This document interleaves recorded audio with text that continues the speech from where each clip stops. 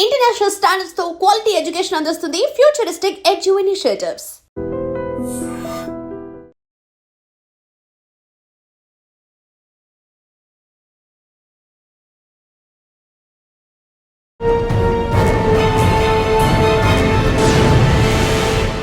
Welcome to crime diaries. ఈ వారం మన గెస్ట్ జైల్ డిపార్ట్మెంట్లో సుదీర్ఘకాలం పనిచేసి రిటైర్ అయిన ఆఫీసర్. పేరు బల్లారెడ్డి గారు, deputy super of jails, Telangana.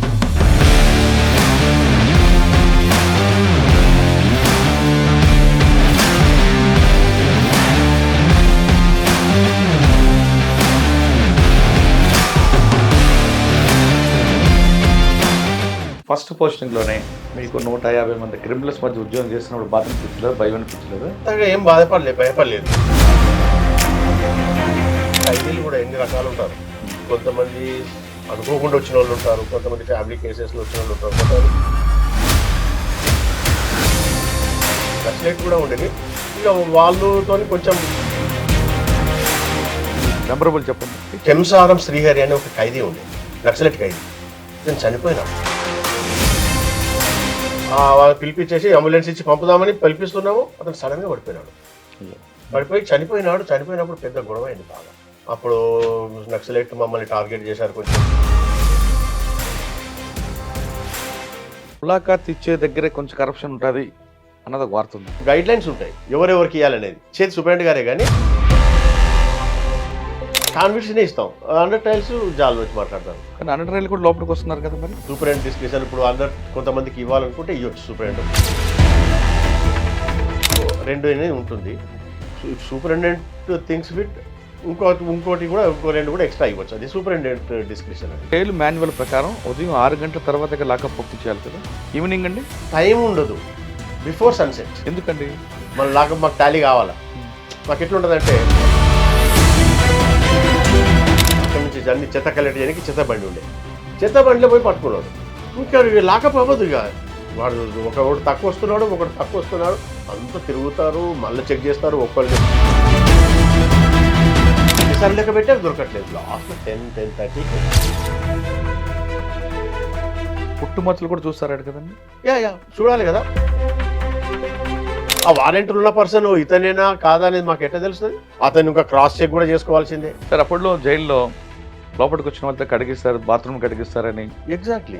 మరి ఎవరు కడుగుతారు? స్టాఫ్ ఓన్లీ గార్డెన్ స్టాఫే ఉంటారు, no other staff.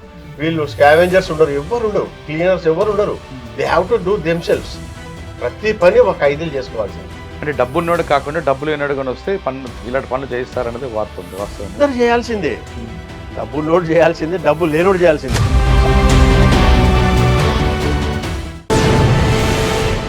Welcome to crime diaries. ఈ వారం మన గెస్ట్ జైల్ డిపార్ట్మెంట్లో సుదీర్ఘకాలం పనిచేసి రిటైర్ అయిన ఆఫీసర్. పేరు బల్లారెడ్డి గారు, deputy super of jails, Telangana. ఆయనతో పాటు మరొక వ్యక్తిని పరిచయం చేస్తున్నా. ఆమె పేరు సుశీల గారు, మల్లారెడ్డి గారు వైఫ్. సాధారణంగా ప్రతి డిపార్ట్మెంట్లో, పోలీస్ డిపార్ట్మెంట్ కానీ జైల్ డిపార్ట్మెంట్లో వాళ్ళు కరెక్ట్గా పనిచేయాలంటే వెనక వాళ్ళొక మనిషి ఉండాలి. ఆవిడే పోలీస్ డిపార్ట్మెంట్లో ప్రతి పోలీస్ ఆఫీసర్ ఉన్న భార్య. మల్లారెడ్డి గారు ఈరోజు సక్సెస్గా జర్నీ కొనసాగుతున్నారంటే వెనక బ్యాక్ బోన్ సుశీలమ్మ గారు.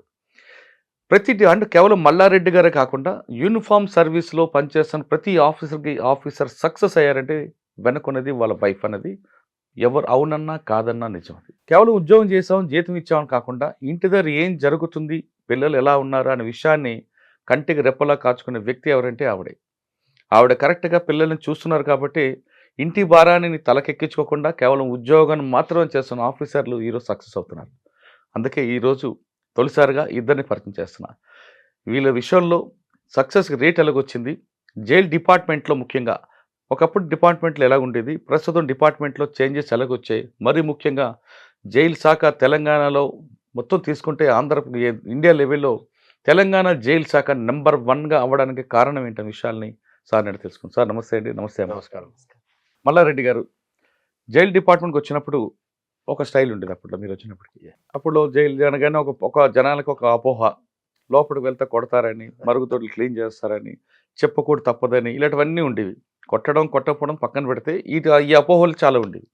నేను వచ్చినప్పుడు కొత్తలో కూడా డిపార్ట్మెంట్ జైలుకు చూడాలంటే కొంత భయం, లోపలికి వెళ్ళాలంటే పర్మిషన్ ఉండేది కాదు. ఇలాంటి అపోహలు ఉన్న టైం నుంచి ఇప్పుడు తెలంగాణ, ఆంధ్రప్రదేశ్ కాకుండా తెలంగాణ 2 కూడా దేశవ్యాప్తంగా ఉన్న జైల్స్ డిపార్ట్మెంట్‌లో జైల్స్‌లో నంబర్ 1 అన్నది తెలంగాణది. ఎవరన్నా కాదన్నా కావట్లేదు. నిజం. ఎందుకంటే అంత ప్రక్షాళన జరిగిందంట. అవును.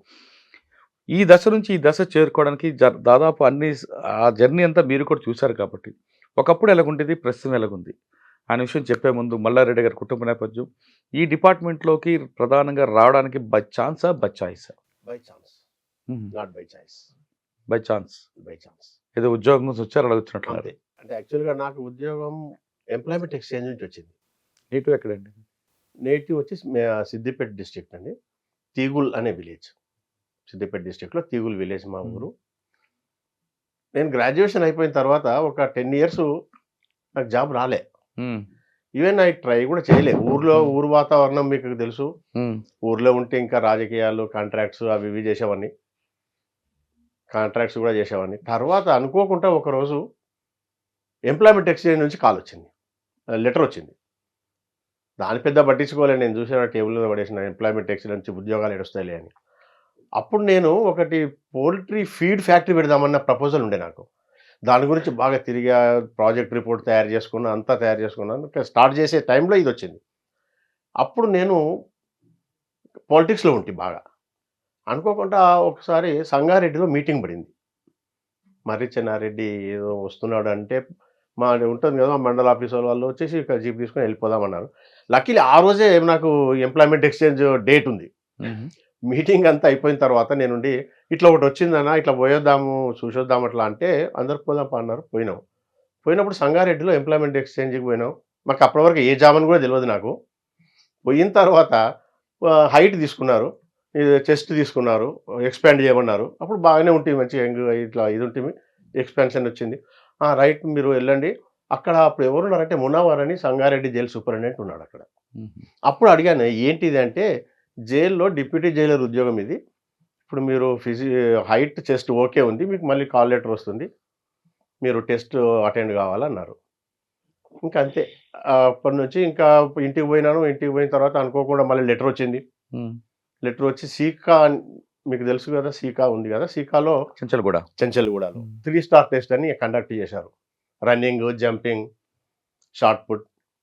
అందులో సెలెక్ట్ అయ్యాం. తర్వాత రిటర్న్ టెస్ట్ పెట్టారు. రిటర్న్ టెస్ట్ కూడా సెలెక్ట్ అయ్యాం. తర్వాత ఇంకా నాకు 94లో జాబ్ వచ్చింది. జాబ్ వచ్చి డైరెక్ట్ మాకు వెల్లూరు, అప్పుడు రీకా అనేవాళ్ళు, అక్కడ ట్రైనింగ్ పంపించారు. అక్కడ ట్రైనింగ్ చేసుకొని వచ్చిన తర్వాత 1 ఇయర్ ట్రైనింగ్, 9 months ట్రైనింగ్ అది. ఓకే. వచ్చిన తర్వాత ఒక 3 months అప్పుడు ముషిరాబాద్ జైలు ఉండే. మీకు ఐడియా ఉందనుకో. ముషిరాబాద్ జైల్లో 3 నెలలు ట్రైనింగ్ చేశా. ఇంకా అక్కడ ట్రైనింగ్ అయిన తర్వాత ఫస్ట్ పోస్టింగ్ వచ్చి నల్గొండ, డిప్యూటీ జైలర్గా నల్గొండలో చేశా. ఒక 5 years చేశా అక్కడ, 5.5 years. కానీ కుటుంబ సభ్యులు ఎవరు అనలేదా మీకు? జైలు అంటే అప్పుడు ఒక చిన్న చూపు కదండి, జైల్లో ఉద్యోగం ఏంట్రా? అసలు మాకు ఒకప్పుడు జైలు అంటేనే తెలియదు. నిజంగా జైలు ఉంటాయా, ఎట్లుంటాయి అనేది తెలియదు. కానీ వద్దనే అనలేదు. యాక్చువల్గా మా జాబ్ రావడానికి మా ఫాదరు, మా మిస్సెస్. అంటే అప్పటికే పెళ్ళి అయిందా మీకు? పెళ్ళయింది. జాబ్ రాకముందు 2 kids కూడా. అవునా? అంటే మాకు గ్రాడ్యుయేషన్ అయిన తర్వాత 10 years ఉత్తగానే ఉన్నా కదా. అప్పుడే ఆ టైంలోనే మ్యారేజ్ అయింది, కిడ్స్ అయినారు. ఏమన్నారు మేడం? ఏమన్నారు జైలు డిపార్ట్మెంట్? అప్పుడు అంటే ఉద్యోగం రావాలని వీళ్ళకి ఎక్కువ, మా ఫాదర్కి మా మిస్సెస్కి. నాకు ఉద్యోగం రావాలి, ఉద్యోగం చేయాలి, ఊర్లో ఉండొద్దు, ఈ రాజకీయాలు వద్దు అని. అయితే సంగారెడ్డి పోయేటప్పుడు కూడా ఇదేదో లెటర్ వచ్చింది కదా, ఇది తీసుకుపోరాదు అని చెప్పి మా మిస్సెస్ ఇచ్చింది నాకు. మా ఫాదర్ కూడా జాబ్ వస్తే పోరా నువ్వు, అది ఇది అని అన్నాడు. ఇంకా సరేలే, నాకు అసలు రిలక్టెంట్గా ఉంటే నేను అప్పుడు వద్దు అనుకుంటుంటే, సరేలే పోయిస్తున్నారు కదా అని పోయినాం. అట్లా జర్నీ జరిగింది. అట్లా అపాయింట్మెంట్ అయింది. ఎందుకమ్మా మీరు ఉద్యోగం మీద ఎక్కువ ప్రయత్నం చేశారండి పంపించాలని? అంటే ఊర్లో రాజకీయాలు అవి నచ్చలేదండి మాకు. పిల్లల కెరీర్ కూడా చూసుకోవాలి కదా. ఊర్లో మీకు పిల్లల మీద ఫోకస్ ఎక్కువ. అవునండి. ఊర్లో ఉంటే వాళ్ళ స్టడీస్ అవి చాలా అదవుతుందని జాబ్ కోసం. First posting Nalgonda. అక్కడ వెళ్ళగానే మీరు ఫ్యామిలీ షిఫ్ట్ చేశారా? అవునండి, చేసాము. సిద్దిపేటలో మీ సొంత ఇల్లు అన్ని అనుకూలంగా ఉంటాయి. మీరు వెళ్ళగా నల్గొండ వెళ్ళారు, అక్కడ అద్దె ఇల్లు, కొన్ని చాలా కష్టాలు ఎదురవుతాయి. లేదండి, కష్టాలు. మేము విలేజ్ లోనే ఉండేవాళ్ళం అండి, సిద్దిపేట కాదు, మ్మ్. తిగుల్ విలేజ్ లోనే ఉండేవాళ్ళం. అంటే కానీ నల్గొండ వెళ్ళాక అదే జైల్ క్వార్టర్స్ అండి, ఆహా. జైల్ క్వార్టర్స్ లో చాలా పెద్ద ఉండేవాళ్ళం. క్వార్టర్స్. నల్గొండలో ఇద్దరే ఆఫీసర్స్ ఉంటారు అప్పుడు, మ్మ్. ఒక సూపరింటెండెంట్, ఒక డిప్యూటీ జైలర్. ఓకే. ఒక సూపరింటెండెంట్ క్వార్టర్ పెద్దగానే, డిప్యూటీ సూపరింటెండెంట్ క్వార్టర్ కూడా పెద్దది. మా అక్కడ పిల్లల స్కూల్ అక్కడే నల్గొండ. అవును, స్టార్టింగ్ నల్గొండ సార్ నల్గొండలో ఫస్ట్ పోస్టింగ్ లో మీకు వదిలేని ఛాలెంజ్ ఏమన్నా? అసలు అప్పటి వరకు నాకు జాబ్ అంటే తెలియదు. కాకుంటే జనరల్ నాలెడ్జ్ టచ్ బాగా పెట్టుకున్నాను. ఆ 10 years నేను నా స్టడీ అయిన తర్వాత ఉన్న 10 years కూడా నా జనరల్ నాలెడ్జ్ టచ్ లో ఉంటే నేను మ్మ్. జాబ్ లో పెద్దగా ఏం ఇది కాలేదు. బాగా ఉండే లక్ష్మారెడ్డి గారు అని సూపరింటెండెంట్ గారు ఉండేది అప్పుడు. మ్మ్. ఆయన బాగా వర్క్ నేర్పించాడు, మ్మ్. బాగా వర్క్ చేసేవాళ్ళు. ఎంతమంది ఉండేవారు ఖైదీలు అప్పుడు? అంటే యూటీ కదా అది. శిక్ష సిటీలు కూడా ఉంటారు, డిస్ట్రిక్ట్ జైలు కదా, అచ్చా. డిస్ట్రిక్ట్ జైలు కదా. 2 years శిక్ష పడ్డ ఖైదీలు కూడా, 2 years లోపల ఆహా. శిక్ష పడ్డ ఖైదీలు కూడా ఉండేవాళ్ళు అక్కడ. ఎంతమంది ఉండేవారండి మీకు? అప్పుడు 150 to 250 మధ్య వేరీ అవుతుండేది మ్మ్. నల్గొండలో. నల్గొండలో 5.5 years జాబ్ చేశాను నేను. ఫస్ట్ పోస్టింగ్ లోనే మీకు 150 మంది క్రిమినల్స్ మధ్య ఉద్యోగం చేస్తున్నప్పుడు బాధ అనిపించలేదు, భయం అనిపించలేదా? అంతగా ఏం భయపడలేదు నేను. బాధపడ్డా? కాకపోతే కొంచెం బాధపడ్డాను. కొంతమంది బాధ అంటే ఎట్లుంటది అంటే, ఖైదీలు కూడా ఎన్ని రకాలు ఉంటారు. కొంతమంది అనుకోకుండా వచ్చిన వాళ్ళు ఉంటారు, కొంతమంది ఫ్యామిలీ కేసెస్ లో వచ్చిన వాళ్ళు ఉంటారు, కొంతమంది ఈవెన్ అమాయకులు కూడా వచ్చిన వాళ్ళు ఉంటారు. అప్పుడు నక్సలైట్లు కూడా ఉండేది నల్గొండలో నేను ఉన్నప్పుడు. నక్సలైట్లు కూడా ఉండేది. ఇక వాళ్ళతో కొంచెం డీలింగ్ ఇదో వేరే రకం ఉండేది. లేడీస్ ఉండేది, విమెన్ ప్రిజనర్స్ కూడా ఉండేది నల్గొండలో. ఓకే. మంచి ఎక్స్పీరియన్స్ ఇచ్చింది నాకంటే నల్గొండ జైలే. ఓకే. జాబ్ లో బాగా బాగా మీకు మెమరబుల్ చెప్పండి ఒకటి. మెమొరబుల్ అంటే బ్యాడ్ మెమరీ. ఎట్లా అంటే అక్కడ ఒక అతను కెంసారం శ్రీహరి అని ఒక ఖైదీ ఉండే, నక్సలైట్ ఖైదీ. నేను చనిపోయినాడు జైల్లోనా? జైల్లో కాదు, నైట్ లో వామిటింగ్ చేసుకున్నాడు. మార్నింగ్ నైట్ ఫార్మసిస్ట్ వచ్చి చూసిపోయిండు. మార్నింగ్ కూడా మళ్ళీ మేము పోయి చూసినాము, బాగానే ఉన్నాడు. హాస్పిటల్ పంపుదాంలే అనుకున్నాము అని పరశురాములు అని డ్రైవర్ ఉండే అప్పుడు. వాళ్ళని పిలిపించేసి అంబులెన్స్ ఇచ్చి పంపుదామని పిలిపిస్తున్నాము, అతను సడన్ గా పడిపోయినాడు. అయ్యో. పడిపోయి చనిపోయినాడు. చనిపోయినప్పుడు పెద్ద గొడవ అయింది బాగా. అప్పుడు నక్సలైట్ మమ్మల్ని టార్గెట్ చేశారు కొంచెం, నన్ను, ముఖ్యంగా నన్ను. శ్రీహరి ముఖ్యంగా మీకెందుకు? బికాస్ నేను గ్రౌండ్ ఆఫీసర్. ఎక్కడైనా జైల్లో superintendent is the supervision officer, Jailer is the executive officer. Executive నాదే ఉంటుంది కాబట్టి నన్ను ఎక్కువ. ఇంకోటి అప్పుడు అనుకోకుండా మా రెగ్యులర్ సూపరింటెండెంట్ లక్ష్మారెడ్డి గారు లీవ్ లో ఉన్నారు, ఆయన కూతురు మ్యారేజ్ అని. సునీల్ కుమార్ అక్కడ ఇన్ఛార్జ్, ఆయన డిఎస్జే ఉండే, డిస్ట్రిక్ట్ సబ్ జైల్స్ ఆఫీసర్ అని ఇంకో పోస్ట్ ఉంటుంది డిస్ట్రిక్ట్ లో, అతను ఇన్ఛార్జిగా ఉండే అక్కడ. వారు ఇన్ఛార్జిగా ఉండేది. అప్పుడు నేను ఒక్కనే, ఆయన ఉంటుండే కానీ క్వార్టర్స్ లో ఉండకపోతుండే, ఇంట్లో ఉంటుండే. అప్పుడు కొంచెం ఖైదీలలో అన్రెస్ట్ అయింది ఏదో. తర్వాత ఎంక్వైరీ చేశారు. జవహర్ రెడ్డి అని అక్కడ జాయింట్ కలెక్టర్ ఉండే, ఆయన ఎంక్వైరీ చేశారు. తర్వాత మాదేం తప్పలేదని తేలింది, అదేం ఇది కాలేదు. కానీ అది బాగా మాకు స్టార్టింగ్ లో ఇదైంది. సార్ అప్పట్లో జైల్లో ఎలా ఉండేవండి? అంటే ఇప్పుడు లాగా మంచి స్టీల్ కంచాలు ఉండేవా లేదంటే? లేదు, మేము వచ్చినప్పుడు మాత్రం అల్యూమినియం కంచాలు, అల్యూమినియం గ్లాసులు, అల్యూమినియం లోట ఉండేది. బెడ్డింగ్ కూడా అంత బాగుండకపోయేది. అంటే ఒక హాల్కి ఒక ఫ్యాన్ ఉంటుందా? ఫ్యాన్లు చాలానే ఉండేది. వాష్రూమ్లు మటుకు బయట ఎక్కువ ఉండేది, లోపల మాత్రం ఒక్కొక్కటే ఉండేది. ఆ వాష్రూమ్ కూడా ఆఫ్ డోర్ ఉంటది. ఎట్లా అంటే ఆ కాన్సెప్ట్ ఏంటంటే, వాడు అలా కూర్చుంటే కూడా మాకు కనబడాలి, బయట నుంచి కిటికీల నుంచి చూస్తే వాడు కనబడాలని. సార్ అప్పట్లో జైల్లో లోపలికి వచ్చిన వాళ్ళతో కడిగిస్తారు, బాత్రూమ్ కడిగిస్తారని. ఎగ్జాక్ట్లీ. మరి ఎవరు కడుగుతారు? ఇప్పుడు బాత్రూమ్ కడగకుంటే బాగుండదు కదా. మా దగ్గర అండి స్టాఫ్ ఓన్లీ గార్డింగ్ స్టాఫే ఉంటారు, నో అదర్ స్టాఫ్. కుక్స్ ఉండరు, మెసెంజర్, వీళ్ళు స్కావెంజర్స్ ఉండరు, ఎవరు ఉండరు, క్లీనర్స్ ఎవరు ఉండరు. They have to do themselves. ప్రతి పని ఒక ఖైదీలు చేసుకోవాల్సింది. అంటే డబ్బు ఉన్నోడు కాకుండా డబ్బులు లేనాడు కానీ వస్తే పనులు, ఇలాంటి పనులు చేయిస్తారనేది వార్త ఉంది, వాస్తవం అనేది. అందరు చేయాల్సిందే, డబ్బు నోటు చేయాల్సిందే, డబ్బు లేనోడు చేయాల్సిందే. సపోజ్ అనుకోండి, ఇప్పుడు ఒక మంచి ఫ్యామిలీ నుంచి వచ్చిన అతను వచ్చాడు, వాడిని టాయిలెట్ కడగమన్నారు. వాడు ఇంకో ఖైదీ ఏదో బతిలాడి, అరే నాకు ములాఖత్ వస్తే నీకు అరటి పనులు ఇస్తాను, అవి ఇస్తాను, ఇవి ఇస్తాను. అప్పుడు స్మోకింగ్ అలౌడ్ ఉండేది జైల్లో. మీకు బీడీలు ఇప్పిస్తాను, కొంచెం నా వంతుకు చేయవాయానికి అట్లా అనుకుంటే చేపించుకోవచ్చు. But every prisoner have to do the work. Cooking ఇప్పుడు మా దగ్గర కిచెన్ లో కూడా అంతే, ఖైదీలు చేసుకోవాల్సిందే. డిస్ట్రిబ్యూషన్, వంట కానీ డిస్ట్రిబ్యూషన్ కానీ ఎవ్రీథింగ్. అంటే ఓన్లీ మీ దగ్గర అడ్మినిస్ట్రేషన్ స్టాఫ్ మాత్రమే జైల్ డిపార్ట్మెంట్? Guarding staff. అచ్చా. గార్డింగ్ స్టాఫ్ ఉంటారు, ఆఫీసర్స్ ఉంటారు, అంతే. కానీ ఇంటర్నల్ గా చేసేదంతా కూడా ఖైదీలు చేయాలి. వర్క్ అంతా ఖైదీలే చేసుకోవాలి. ఇప్పటికి కూడా స్టిల్ నౌ. ఉమ్, ఇంకా వేరే పోస్టులు ఏమి ఉండవు మా దగ్గర. ఉమ్, మహా అయితే కొన్ని జిల్లాల్లో బార్బర్ పోస్టులు ఉంటాయి కటింగ్ చేయడానికి, ఉమ్. అంతే. ఇంకా ఇక మెడికల్ పోస్టులు ఉంటాయి. సార్ అప్పట్లో జైలుకి ఒక కొత్త వ్యక్తి వచ్చాడు అనుకోండి, అంటే మ్మ్. క్రిమినల్ కాదు, ఏదో కేసులో వచ్చాడు. వచ్చాడు అనుకోండి. ఆయన ఎలా అడ్మిట్స్ తీసుకుంటారు, ఎలా ప్రొసీజర్ ఏమైంది ఉండేదండి అప్పట్లో? ఇప్పుడంటే మారింది కదా. అట్లే మారలేదండి, ప్రొసీజర్ ఈ సేమ్. ఇప్పుడు లోపలికి వస్తాడు, లోపలికి రాగానే ఎగ్జిక్యూటివ్, ఇప్పుడు డిస్ట్రిక్ట్ జైలు, చిన్న జైలు అయితే డిప్యూటీ జైలర్ తీసుకుంటాడు, సెంట్రల్ జైలు అయితే జైలర్ ఉంటాడు. జైలర్ చూస్తాడు, అది ఆ వారెంట్ చెక్ చేసుకుంటాడు, అంత వారెంట్ కరెక్ట్ ఉందా లేదా చూసుకుంటాం. చూసుకున్న తర్వాత ఆ, మేము కరెక్ట్ ఉంటే సంతకం పెట్టేస్తే డిప్యూటీ జైలర్ రాసుకుంటాడు. బిఫోర్ ఏంటి అప్పుడే అతనికి ఏం చేస్తామంటే అతని బెడ్డింగ్, అతనికి ఇవ్వాల్సిన బెడ్డింగ్, అతనికి ఇవ్వాల్సిన ప్లేటు గ్లాసు అవన్నీ ఇచ్చేసి లోపలికి పంపించేస్తాం. ఓ. లోపలికి పోయే ముందు టోటల్ చెక్ చేస్తారు, ఉమ్. ఎవరైనా కానీ, ఎంత పెద్ద ఖైదీ అయినా కానీ. పుట్టుమచ్చలు కూడా చూస్తారాడు కదండి. యా చూడాలి కదా. మరి వచ్చిన అతను ఇప్పుడు పోలీస్ తీసుకొచ్చారు ఒక పర్సన్ని, ఉమ్. ఆ వారెంట్లు ఉన్న పర్సన్ ఇతనేనా కాదా అనేది మాకు ఎట్లా తెలుస్తుంది? కంపల్సరీ మేము పుట్టుమచ్చలు చూడాల్సిందే, అతను ఇంకా క్రాస్ చెక్ కూడా చేసుకోవాల్సిందే. ఈ కేసు నువ్వు చేసావా, నువ్వే చేసావని. ఉమ్. ఇప్పుడు పోలీసు సపోజ్ వేరే పర్సన్ తీసుకొచ్చారు అనుకోండి, వారెంట్లు ఉన్న అతని కాకుండా వేరే అతను తీసుకొచ్చారు, తర్వాత లోపలికి పోయిన తర్వాత అసలు వాడు వచ్చి బయట ఉన్నాడు అని చెప్పి గొడవ అయింది అనుకోండి, అప్పుడు ఇంకా ఎట్లుంటుంది? అప్పుడు బాగుండదు కదా. అవును.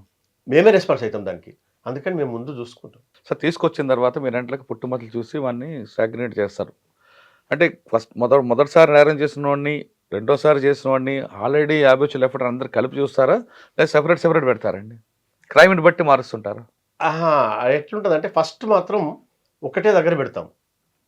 ఫస్ట్ వచ్చిన రోజు మాత్రం ఒకటే దగ్గర పెట్టి వాళ్ళని అబ్జర్వ్ చేస్తాం మేము. అబ్జర్వ్ చేసిన తర్వాత నెక్స్ట్ డే సూపరింటెండెంట్ చూస్తాడు.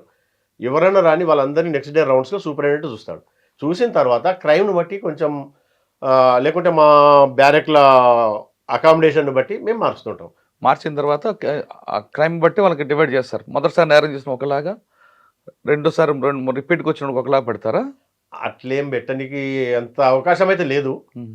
కానీ కొత్తగా నేరం హార్డ్ కోర్ ప్రిజనర్స్ మటుకు మేము సపరేట్ చేస్తాం. కానీ కొత్తగా నేరం చేసిన వ్యక్తి వచ్చి తర్వాత వాళ్ళతో కలిసాడు అనుకోండి, వాళ్ళు కూడా వారిలాగా అవుతారు కదా. ఎస్, ఛాన్స్ అయితే ఉంటుంది, ఛాన్స్ అయితే ఉంటుంది, కానీ మరి అంత ఇదిగా పెట్టలేము. ఇప్పుడు అన్ని మీరు చెప్పినట్టు చెప్పాలంటే చాలా అవసరం మాకు. కాకుంటే ఒక్కటి చేస్తాం మేము, హ్యాబిచువల్స్ వస్తారు, అవును. వెరీ హ్యాబిచువల్స్ అంట. వాళ్ళు ఇక బాగా ఎప్పుడు వస్తుంటారు పోతుంటారు, వాళ్ళకి జైలు అంటే అత్తగారు ఇల్లు అనుకో, అట్లాంటి వాళ్ళని మాత్రం కొంచెం సపరేట్ పెడతాం. అంతేగాని ఇక first time, second time, third time అట్లా అంతా ఇది ఏమి ఉండదు. జైల్లోకి వచ్చిన తర్వాత మీ నిబంధనల ప్రకారం ఉన్న వాళ్ళకైతే బాగానే ఉంటుంది. ఒకవేళ నిబంధనలు దాటి ఓవర్ యాక్షన్ చేసిన వాళ్ళకి పనిష్మెంట్ ఎలా ఉంటుంది? మా దగ్గర ఉంటాయి కదా, మా జైలు మాన్యువల్ ప్రకారం ప్రిజన్ పనిష్మెంట్స్ ఉంటుంది, అఫెన్సెస్ పనిష్మెంట్స్. ఎలా ఉంటాయండి పనిష్మెంట్స్ ఎట్లా ఉంటాయంటే వానికి ములాఖత్ ఉంటుంది కదా, వారంలో 2 సార్లు ములాఖత్ కట్ చేస్తాం. ఇంతకుముందు అంటే లెటర్స్ ఉంటుండే, ఇప్పుడంతా లెటర్స్ ఏం లేవు. వాళ్ళు లెటర్ సెన్స్ కట్ చేస్తాం. ఇంకా వాళ్ళకి వచ్చే ములాఖతులు కట్ చేయడము అంతే. ఇంకా రేషన్ చేయనిట్లేదు, we have to give the food. Ration ఏం చేయని. కానీ కొంతమంది హంగర్ స్ట్రైక్ చేయాలనుకుంటారు, పర్మిషన్ ఇస్తారా? పర్మిషన్ ఇవ్వం.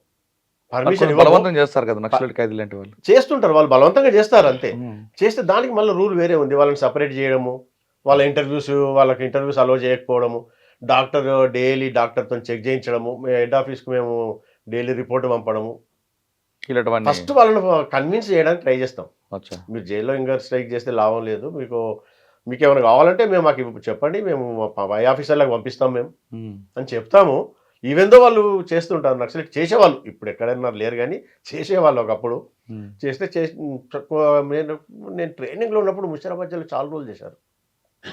అప్పుడు నేను ట్రైనీ డిప్యూటీ జైలర్ ఉన్నప్పుడు. కానీ తర్వాత ఇక మానేస్తారు.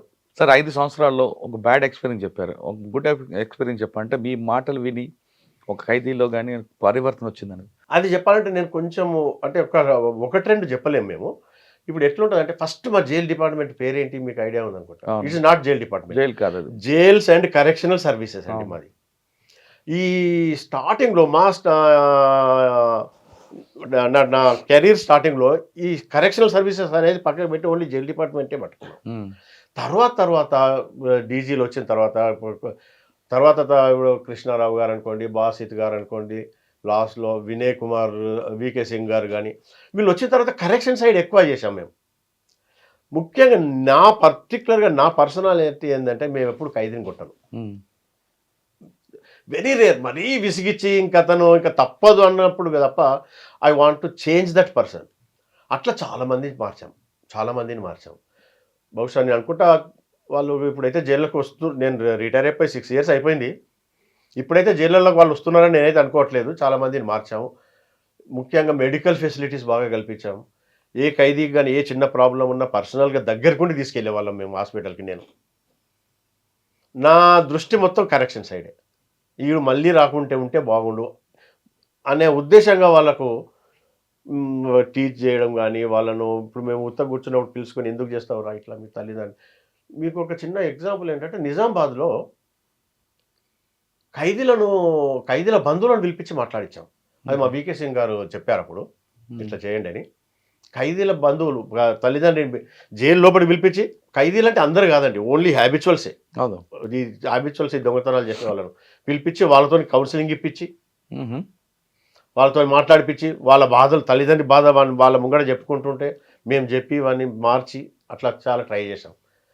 నాకు చాలా ఉన్నాయి గుడ్ థింగ్స్. చాలా ఖైదీలను మార్చడంగా, ఖైదీలను వాళ్ళని పరివర్తన చేయడానికి నా ప్రయత్నం మట్టుకు నేను సఫలీకృతమైననే నేను అనుకుంటున్నాను. మీ ఊరిని తీసుకుంటే ఇంట్లో అత్తగారు, మామగారు, పిల్లలు అదొక సంసారం. ఇప్పుడు మీరు సెపరేట్ సంసారం. ఈయన ఉదయం వెళ్తే సాయంత్రం వస్తారు. మరి పిల్లలు అందరు ఎలా చూసుకునేవారండి?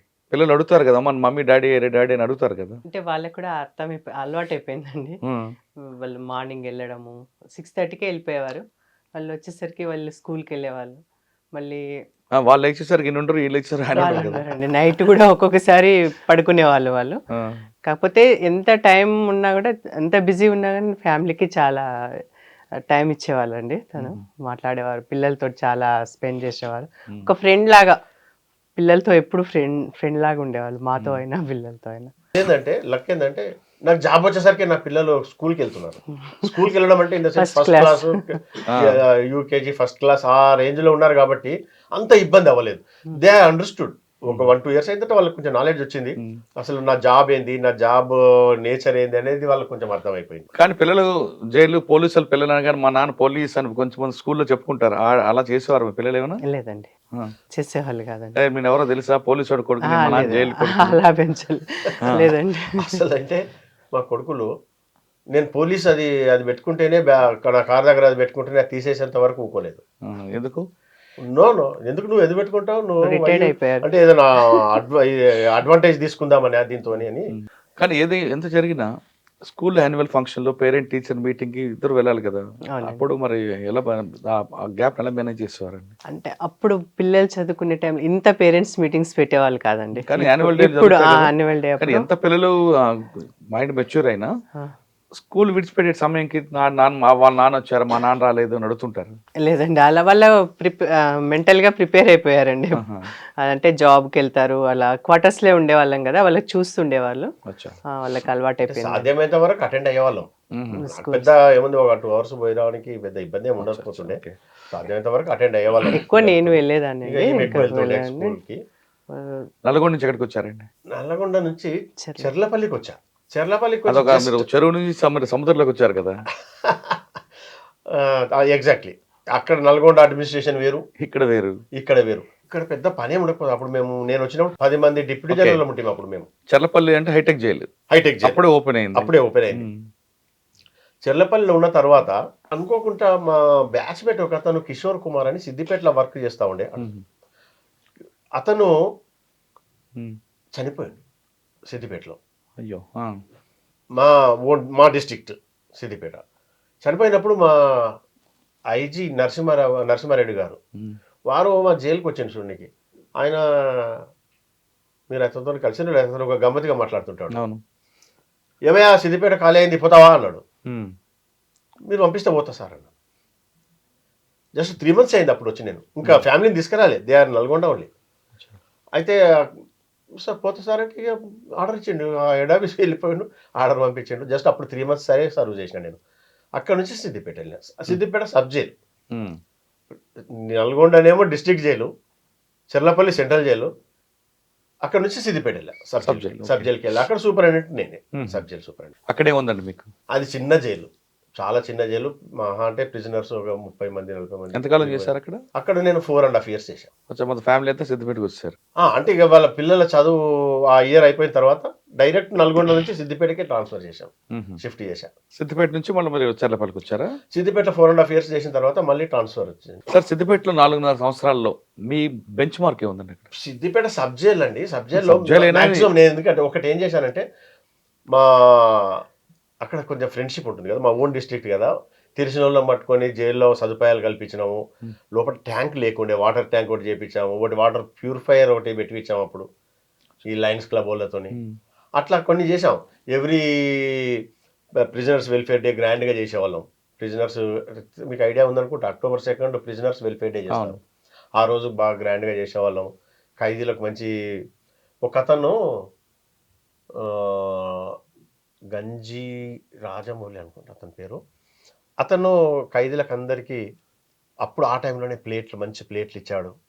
గ్లాసెస్ డొనేట్ చేసేవాళ్ళు. డొనేషన్స్ ఎక్కువ తెప్పించేవాడిని బికాస్ ఆఫ్ నా నేటివ్ ప్లేస్ కాబట్టి. సార్ మీరు పనిచేసిన టైంలోనే సిద్దిపేట పోలీస్ స్టేషన్ నుంచి పారిపోయిన వాళ్ళు పట్టుకొని మీ జైల్లో పెట్టారు. నా పీరియడ్ కాదు అది. నా పీరియడ్లో ఒకటి ఏం జరిగిందంటే, సిద్దిపేటది తొగుట అనే ఒక ఏరియా ఉంటుంది మా దగ్గర. మధుకర్ స్వామి అని ఒక ఇన్స్పెక్టర్ ఒక లాకప్ డెత్ కేసులో అరెస్ట్ అయ్యాడు. ప్రకాష్ రెడ్డి గారు ఉండేవారు. ఎగ్జాక్ట్లీ ప్రకాష్ రెడ్డి గారు ఉండేవారు. ప్రకాష్ రెడ్డి గారు రోజు నాకు క్లాస్. ముఖ్యంగా ఈ మధుకర్ స్వామి అంటే వాళ్ళకి పడకపోతుండే. ఈ ఓఎస్డి ఈయనకు డిఎస్పికి పడకపోతుండే. ఈయన కొంచెం హై లెవెల్లో ఇన్ఫ్లుయెన్స్ ఉంటుండే. అప్పుడు దొరికిండని చెప్పి రోజు సతాయించేవాడు నన్ను. ఏమని? ఏమొస్తున్నారు, ఏమని ఇస్తున్నావా ఆయనకు, అందరు ఖైదీలాగానే ఉంటున్నారా అంటే, అట్లే ఉంటున్నారు సార్, ఏమైనా ఫుడ్ ఇస్తున్నావా, ఏమి ఇవ్వట్లేదు సార్. అప్పుడు ఎంతమంది అండి, ఒక సిఐ, ఎస్ఐ కరీముల్లా షావల్ అయిన ఒక ఎస్ఐ, ఇంకొక హెడ్ కానిస్టేబుల్, కానిస్టేబుల్స్ 4 కానిస్టేబుల్, అంతమంది జైల్లోనే ఉన్నారు. అవును, ఐడియా ఉంది. అదే టైంలో ఒక ఎస్ఐ ఏసీబీ వాళ్ళు అరెస్ట్ చేశారు. ఎక్కడ? దుబ్బాకలో. ఆయన తీసుకొచ్చారు. అప్పుడే తీసుకొస్తే ఇంకా నేను అడ్మిషన్ తీసుకోలే. ఇంకా ఆల్రెడీ ఒక సిఐ ఉన్నాడు, ఇప్పటికే ప్రాబ్లం ఉంది. విలేకరులు చుట్టూ తిరుగుతూనే ఉంటారు జైలు చుట్టూ, ఏం వాడి దగ్గరికి ఎవడొస్తున్నాడు, మధుకర్ స్వామి దగ్గరికి, అది ఇది అని. రామలింగారెడ్డి అని చనిపోయింది ఒక ఎమ్మెల్యే. అప్పుడు ఈ వాజ్ ఇన్ వార్తా విలేకరి అతను అప్పుడు సిద్దిపేటలో. ఆయన మేము తీసుకోవాలి అడ్మిషన్. అంటే మేము హెడ్ ఆఫీస్ మా డిఐజీ ఫోన్ చేసి అడిగాము. పోతే వద్దొద్దు, నీ దగ్గర వద్దు, చెర్లపల్లి పంపించేసేయన్నారు. ఇంకా చెర్లపల్లి పంపించేసా. సరే, ఈ మధుకర్ స్వామి గారు అందరు మీద ఉన్నారు కదా, సిఏగా ఉండేవారా లేదు ఆ దర్పం లేకుండా మామూలుగా ఉండేవారా? ఇంకా లోపలికి వచ్చిన తర్వాత సిఐ ఏముంది, ఆ జైలు ఎట్లుంటుంది అంటే ఒక 5 cells ఉంటాయి. వాళ్ళకు ఒక సెల్ ఇచ్చేసాం, సెల్లో ఉన్నారు అంతే. కానీ మిగతా క్రిమినల్స్ నుంచి వాళ్ళకి అటాక్ అయ్యే అవకాశాలు ఉంటాయి కదా? ఉండండి, అది సెంట్రల్ జైల్లో పాసిబిలిటీ ఉంటుంది. సిద్దిపేటలో టిల్ దెన్ ఖైదీలు ఒకవేళ గుర్తుపట్టినా భయపడ్డట్టే ఉండేవారు. అట్లాంటి ఇదేం రాలేదు, అట్లాంటిది ఏం జరగలేదు. మధుకర్ స్వామి గారు టైం తర్వాత ఎక్కువగా ప్రకాష్ రెడ్డి గారు వేధించేవారా మీకు? వేధించడం కాదు కానీ ఫోన్లు చేసేవాడు. ఏమయ్యా ఎట్లా ఉంది, ఏమంటున్నాడు మా సిఐ, అట్లా అంటే అది పడింది కదా. ఇక వాళ్ళకు మనకు పోలీస్ డిపార్ట్మెంట్లో మనకి ఏమంత ఐడియా ఉంటుంది కానీ అడిగేవాళ్ళు. ఈ విలేకరులు కూడా, ఈ రామలింగారెడ్డి అయితే ఇక నేను బయట కనబడి, అన్నా ఏమి ఇస్తున్నావు సిఐకి అనేవాడు. ఏమి ఇస్తలేను, కావాలంటే అక్కడ నా జైలు ముంగట ఒక 10 days కూర్చొని చూస్తుండు, ఏమి ఇస్తలేము. నార్మల్ వాళ్ళు కూడా ఏం అడిగేవాళ్ళు కాదు. ఇప్పుడు వాళ్ళు మధుకర్ స్వామి వాళ్ళు కూడా ఏం అడిగేవాళ్ళు కాదు. సార్ సిద్దిపేట నుంచి అడిగొచ్చారండి చెర్లపల్లి. ఓకే, ఇక్కడే ఉందండి మీకు ఎక్స్పీరియన్స్. వచ్చిన కొత్తలోనే ఒక ఖైదీ పారిపోతాడు. ఖైదీ పారిపోయింది ముందే. నేను అప్పుడు 3 months ఉన్నాను కదా, ఆ టైంలోనే. ఎలా పారిపోయారండి ఆయన? అది నాకు అది గుర్తు రావట్లేదు. సమ్ యోగా ప్రాక్టీస్ ఏదో చేసేది, దానికి వాళ్ళు చేసే వాళ్ళందరినీ ఒక బ్యారక్లో వేసి, డిఫరెంట్ బ్యారక్స్లో ఉంటారు చెర్లపల్లి జైల్లో. చేసే వాళ్ళందరూ ఆ బ్యారక్లోకి పోవాలి. మార్నింగ్ 4:30కి వాళ్ళు అన్లాక్ చేసి తీసుకుపోయేవాళ్ళు. అందులో ఒక ఖైదీ అప్పుడు ఎస్కేప్ అయ్యిండు, కానీ ఎట్లా ఎస్కేప్ అయ్యిండు అనేది ఇంకా ఇప్పటికీ అదేమో అర్థం కావట్లేదు. కాకపోతే గేట్ పై నుంచే పోయిండని అనుకుంటున్నారు. అప్పుడు కొత్తగా అయింది జైలు. మెయిన్ గేట్ ఉంటుంది కదా, దానికి పైప్స్ ఉంటుండే. ఆ పైపులు పట్టుకొని పోయేవాళ్ళు. పైపులకు ఏం లేకుండే, కన్సీల్ కాలే పైప్స్. పైన కూడా లైవ్ వైర్ లేకుండే జైలుకి అని అనుకున్నారు అంతే. మరి కొంతమంది అట్లా పోయిండా, మన గేట్లో నుంచి వాళ్ళను మా జవాన్లను ఏమన్నా మాట్లాడించిపోయిందా కానీ ఇప్పటికీ దొరకలేదు. అని అనుకుంటున్నాను. నేనైతే దొరకలేదని సార్ అనుకుంటున్నాను. జైలు మాన్యువల్ ప్రకారం ఉదయం 6 గంటల తర్వాత లాకప్ ఓపెన్ చేయాలి కదా. ఎగ్జాక్ట్లీ. అయితే 4:30 స్పెషల్ పర్మిషన్ తీసుకున్నారు దానికి, ఆ కోర్స్ కండక్ట్ చేయడానికి. ఓకే. దాని పేరు నాకు కరెక్ట్గా గుర్తు రావట్లేదు, ఆ కోర్స్ పేరు. ఆ కోర్స్ కండక్ట్ చేయడానికి పర్మిషన్ తీసుకొని కండక్ట్ చేశారు. లేదంటే ఇంకా కంపల్సరీ మార్నింగే అన్లాకింగ్ చేస్తాం, అన్లెస్ ఏమన్నా హెల్త్ ఇష్యూస్ ఉంటే తప్ప. ఈవినింగ్ అండి లాకప్ ఎన్ని గంటలకి? 6కా? ఇంకా మాకు టైం ఉండదు. బిఫోర్ సన్సెట్, అచ్చా. In good light. సన్సెట్ కాకముందు మంచి వెళ్తురు ఉన్నప్పుడే పంపాలి వాళ్ళని. ఎందుకండి? ఎందుకంటే అంటే సపోజ్ వాడు నైట్ అవుతుంది, ఎక్కడో ఒకటి దాక్కుంటాడు, దొరకడు, అప్పుడు ఎట్లా చేస్తారు? మళ్ళీ లాకప్ మాకు టాలీ కావాలా. మాకు ఎట్లుంటుందంటే అందరి ఖైదీలను రూమ్లో పెట్టిన తర్వాత లాక్ చేసి ఏ రూమ్లో ఎంతమంది ఉన్నారు అనేది లెక్క తీసుకొస్తారు. ఆఫీస్లో ఒక లెక్క ఉంటుంది, రాత్రి ఎంతమంది ఉన్నారు, పొద్దున్న ఈరోజు ఎంతమంది వెళ్ళారు, ఎంతమంది వచ్చారు, తర్వాత ఎంతమంది ఉండాలి, ఆ లెక్క టాలీ కావాలి మాకు. ఒక టాలీ అయ్యేంత వరకు మేము ఎవ్వరం కూడా జైలు వదిలిపెట్టి పోనీకి లేదు. ఒక్కసారి ఇట్లే ముషిరాబాద్లో ఒక ఖైదీ, నేను ట్రైనింగ్లో ఉన్నప్పుడు చెత్తబండి ఉండే, అక్కడ నుంచి అన్ని చెత్త కలెక్ట్ చేయడానికి చెత్తబండి ఉండే, చెత్తబండిలో పోయి పట్టుకున్నాడు. పారిపోదామా? పారిపోదామని ఏం కాదు, మరి అతనికి వానికి ఇక హెల్త్ బాగాలేదో ఏంటో కానీ చెత్తబండి ఉంటే ఎట్లా పారిపోతాడో అంత ఈజీ కాదు పారిపోవడం. ఇంకా లాకప్ అవ్వదు. ఇక వాడు ఒకటి తక్కువ వస్తున్నాడు, ఒకటి తక్కువ వస్తున్నాడు, అంతా తిరుగుతారు, మళ్ళీ చెక్ చేస్తారు, ఒక్కొక్క బ్యారకు మళ్ళీ కూర్చునే పెడతాము, మళ్ళీ అదో పనిష్మెంట్ వాళ్ళకు. ఎన్నిసార్లు లెక్క పెట్టాక దొరకట్లేదు. లాస్ట్లో 10-10:30కి ఎవరో మా వార్డర్ ఒక అతను చూసి, అరే సార్ ఇంట్లో వండుకున్నాడు ఒక అతను అంటే అని లేపి పంపించాం. అట్లా ఉంటుంది సార్. సాధారణంగా జైలుకి వచ్చిన తర్వాత చాలా మంది అభిప్రాయం ఏంటంటే టైంకి భోజనం ఉంటుంది, టైంకి యోగా, హెల్త్ అన్నీ నేర్పుతారు, చదువుకోవడానికి పేపర్ ఇస్తారు, చూడడానికి టీవీ ఇస్తారు, అన్నీ ఉంటాయి. కానీ ఎక్కడ పనిష్మెంట్ ఏ టైంలో దొరుకుతుంది అని? పనిష్మెంట్ అంటే ఏమనుకుంటున్నారు మీరు? పనిష్మెంట్ అంటే మానసికంగా అదే చాలు. ఇప్పుడు వాడు వాడిని ఫ్రీడమ్ కర్టేల్ చేయడమే పనిష్మెంట్, నో అదర్ పనిష్మెంట్ అండి. ఇంకా మన లోపల కూడా పనిష్మెంట్ ఇచ్చినామంటే డబుల్ పనిష్మెంట్ అవుతుంది. వాని ఫ్రీడమ్ను కర్టేల్ చేసి వాని 4 గోడల మధ్యలో ఉంచడమే పనిష్మెంట్, ఇంకా వేరే పనిష్మెంట్ అది ఏ టైంలో దొరుకుతుంది దానికి? ఆల్వేస్ లోపలనే ఉంటారు కదా ఎప్పుడు. కానీ ఉదయం 6 తర్వాత దిగని బయట తిరుగుతుంటారు చెట్ల మధ్యన అంటున్నారా?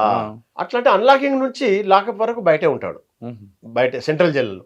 కొన్ని జైళ్ళలో, సబ్ జైళ్ళలో తిన్న తర్వాత మళ్ళీ లోపల పెడతారు, మళ్ళీ సాయంత్రం మళ్ళీ తీస్తారు. అంటే సాయంత్రం 6 తర్వాత మాత్రం వాడికి పనిష్మెంట్ కరెక్ట్ కనబడుతుంది. వాడు ఫ్రీడమ్ కట్ అయిపోయినట్లే కదా. అసలు టోటల్ ఫ్రీడమ్ కట్ అయింది కదా, బయట పోలేడు కదా వాడు. సొసైటీ అక్కడక్కడ మాట్లాడతారు 10-20 మందితో, 6 తర్వాత అది కూడా ఉండదు. 6 తర్వాత అంటే ఇప్పుడు సింగిల్ సెల్ ఉండడానికి అసలే ఉండదు, ఒకడే ఉంటాడు వాడు. కొంచెం బ్యారెక్లలో ఉంటే కొంతమంది ఉంటారు, ముచ్చట పెట్టుకుంటారు, టీవీ ఉంటుంది కదా, టీవీ చూస్తారు బ్యారెక్లలో, టీవీ చూసుకుంటా కూర్చుంటారు. కానీ సాధారణంగా మీకు చాలా మంది ఖైదీలు చూస్తుంటారు క్రిమినల్స్ని. జైల్లోకి వచ్చాక కొంతమంది ఎమోషనల్ అవుతారు, కొంతమంది వేరే వేరే రకరకాలుగా ప్రవర్తిస్తారు, వాళ్ళ ఫ్యామిలీస్ గుర్తుకొస్తాయి. అలాగా గుర్తుకొచ్చిన సంఘటన ఖైదీ చాలా. మేము ఎన్నోసార్లు ఎంతోమందిని ఓదార్చాము కూడా. ఏడుస్తారు, బాధపడుతుంటారు, తినరు, కొంతమంది భోజనం చేయరు, నాకు తినవద్దు అవ్వట్లేదు అంటారు. పిలిపిస్తాము, ఆఫీస్కి పిలుచుకుంటాం వాళ్ళను. మాకు రిపోర్ట్ వస్తుంది కదా, పలానా ఖైదీ తినట్లేదు సార్, పలానా ఖైదీ బాగలేడు సార్, పలానా ఖైదీ ఇట్లా ఉన్నాడు సార్ అంటే మాట్లాడతాము, పిలిపించి వాళ్ళని కన్సోల్ చేస్తాం. ఏం కాదు, నీకు వెళ్ళిపోవచ్చు. ఇంకోటి ఏంటంటే ఒకవేళ అడ్వకేట్ పెట్టుకోలేని స్టేజ్లో ఉంటే మేము అడ్వకేట్ అరేంజ్ చేస్తాం. లీగల్ అడ్వకేట్ ఉంటారు మాకు, వాళ్ళు ఫ్రీ అడ్వకేట్స్, వాళ్ళని అరేంజ్ చేస్తాం. కొంతమంది ఎట్లుంటారంటే వచ్చిన తర్వాత, ఇప్పుడు ముఖ్యంగా నేను మహబూబ్నగర్ డిస్ట్రిక్ట్లో చేసినప్పుడు చూసా, విడ్రాయల్ సిమ్టమ్స్ బాగుంటాయి. అక్కడ సైడు ఊర్లలో మందు కళ్ళు తాగుతారు బాగా, అల్ఫా జ్వరం. అది లేకుండా పోయేసరికి withdrawal symptoms, heavy withdrawal symptoms. ఒక్కొక్క అతను గోడలు గీకుతారు, పడుకోరు. కొంతమందిని అయితే అసలు ఇంకా వేరే ఖైదీలను ఇబ్బంది పెడుతుంటారని చేతులు వేసి ఇట్లా కట్టేసి పెడతాం కొద్దిసేపు, ఇంకా వేరే ఖైదీలను ఏం హామ్ చేయకుండా. అదే కొంతమంది అరుస్తుంటారు. ఒక అతను మహబూబ్ నగర్లో ఉన్నప్పుడు ఒక కాంట్రాక్టర్ వచ్చాడు, మళ్ళీ వానికి ఏమిదో అతనికి కానీ మందుకలు తాగే అలవాటు ఉందంట అతనికి. ఇంకా లోపలికి వస్తేనే మా సూపర్వైజర్ రాలేదేంది, వీడు రాలేదేంది, నా బిల్స్ ఎందుకు వస్తలేవు, ఇట్లా స్టార్ట్ చేశాడు. లోపలికి ఏదో పంపించాము. తెల్లారి ఇంకా ఎక్కువైపోయింది ఆయనకు బాగా. ఇద్దరు నా దగ్గరికి తీసుకొచ్చారు. ఇంకెప్పుడు వస్తాయి నా బిల్స్ అంటాడు. ఇంకేమి అవుతుంది, మా ఊర్లో ఏదైతుంది, గొడవ అవుతుంది, నేను పైసలు ఇవ్వాలని అట్లా అట్లా గట్టిగా అరుస్తుంటారు. కొంతమంది ఏమో ఇవి వస్తాయండి, వాటిని ఏమంటారు, ఫిట్స్ వస్తాయి కొంతమందికి. అయ్యో చాలా ప్రాబ్లం ఫేస్ చేశాం మా మహబూబ్నగర్. ఆ టైప్ ప్రాబ్లమ్స్ చాలా ముఖ్యంగా ఎక్కువ మహబూబ్నగర్లోనే చేసాం. అది అన్ని జిల్లాల్లో వస్తుంటాయి, ఈవెన్ చర్లపల్లిలో అట్లా అట్లా చెంచల్గూడలో వేరే జిల్లాల్లో కూడా వస్తుంటారు, కానీ మహబూబ్నగర్లో ఎక్కువ ఫేస్ చేశాం మేము. అది చర్లపల్లి ఎంతకాలం చేశారండి? అదే సెకండ్ టైం వచ్చినప్పుడు 4 years చేశా. అచ్చా, అక్కడేం గుర్తుందా మీకు? ఇక్కడ అంటే ఇంకా అక్కడంతా అదొక లోకం. అక్కడ మేము అక్కడ ఉన్నప్పుడు ఐఎస్ఐ వాళ్ళు ఉన్నారు, నక్సలైట్లు ఉన్నారు, హార్డ్ కోర్ డెకాయిట్స్ ఉంటారు, ఈ రాయలసీమ ఫ్యాక్షనిస్టులు ఉంటారు. ఇక అక్కడ కొంచెం ఎట్లుంటుందంటే కాన్విక్ట్స్ వేరు, అండర్ ట్రయల్స్ వేరు. అక్కడ మాకు ఒక సెక్షన్ అప్పచెప్తారు. మేము అప్పుడు డిప్యూటీ జైలర్ ఉన్నప్పుడు నేను చాలా రోజులు రేషన్ చేశాను, లేకుంటే క్లాతింగ్ బెడ్డింగ్ అని, ఇంటర్వ్యూస్ అని, అడ్మిషన్స్ అని ఒక్కొక్క సెక్షన్ చేసేవాళ్ళు. కానీ అయితే అప్పట్లో చెర్లపల్లిలో ఒక్కటి చెప్పాలి మీకు, భాస్కర్ అనే ఒక ఖైదీ ఉండే. భాస్కర్ అని వరంగల్ అతను. అనుకోకుండా మా దాంట్లోనే ఒక ఆఫీసర్ ఏదో, వాళ్ళు 2 ఖైదీలు గొడవ పడుతుంటే మా ఆఫీసర్ ఏదో కొట్టాడు అతన్ని. వాళ్ళే కొట్టుకున్నారని వాళ్ళు అంటారు, ఖైదీలు ఆఫీసర్ కొట్టాడని వీళ్ళు అంటారు. తర్వాత అతనికి ఏమైందో లోపల చనిపోయాడు అతను. నేను అప్పుడు రేషన్ డిప్యూటీ జైలర్ చేస్తుంటే జైలు మొత్తం బాగా గందరగోళమైంది. బాగా అవును, జైల్లో వార్ లాగా ఒక రోజు మొత్తం నిరాహార దీక్ష చేశారు. మా డిఐజీ వీళ్ళందరూ వచ్చారు, కన్విన్స్ చేశారు. మేము కూడా బాగా కన్విన్స్ చేశాం వాళ్ళను. అట్లా ఎవరు కొట్టరు, ఆఫీసర్స్ అంతా ఇదిగా ఎవరు కొట్టరు, వీరు ఎందుకు ఇది అవుతున్నారు. ముఖ్యంగా ఈ రాయలసీమ ఫ్యాక్షనిస్టులు కొద్దిగా లీడ్ తీసుకున్నారు. దాంట్లో లీడ్ తీసుకొని వాళ్ళు ఎక్కువ దాన్ని ప్రొవోక్ చేశారు. ఉంటుంది ఎవరికైనా, లోపల ఏం పని ఉంటుంది, ఏదో రకంగా అన్రెస్ట్ చేయాలని ప్రొవోక్ చేశారు. అప్పుడు నా రోల్ నేను సాటిస్ఫాక్షన్గా బాగా ఇది చేశాను. నేను వాళ్ళు నిరాహార దీక్ష విరమించుకొని తినేటట్టు చేయడంలో నేను సఫలీకృతమైనాను. అంటే నాకు పై ఆఫీసర్లు అందరూ పై ఆఫీసర్లే, జైలర్స్ ఉన్నారు, డిప్యూటీ సూపరింటెండెంట్స్ ఉన్నారు. అప్పుడు డిప్యూటీ సూపరింటెండెంట్ జనార్దన్ రెడ్డి గారు, సూపరింటెండెంట్ ఏమో జయవర్ధన్ గారు. వాళ్ళ సహకారంతో నేను బాగా ప్రయత్నం చేసి వాళ్ళను సబ్సైడ్ చేశాను. సార్, మీరు ఎక్కువ రేషన్ దీన్ని చూశారు కాబట్టి, అవును, అప్పట్లో చర్లపల్లి జైలు నుంచి అన్నం ఉడికి ఉడికిన అన్నం పెట్టారని, అన్నం బాగా దొడ్డు బియ్యం వాడారని, బండ్లు తీసుకొచ్చి బయట పడేసేవారండి. ఎందువల్ల అంటారు? దొడ్డు బియ్యం ఏం వాడము, కానీ అంటే కంట్రోల్ బియ్యం మాత్రం మా చేతిలో ఏమి ఉండదండి.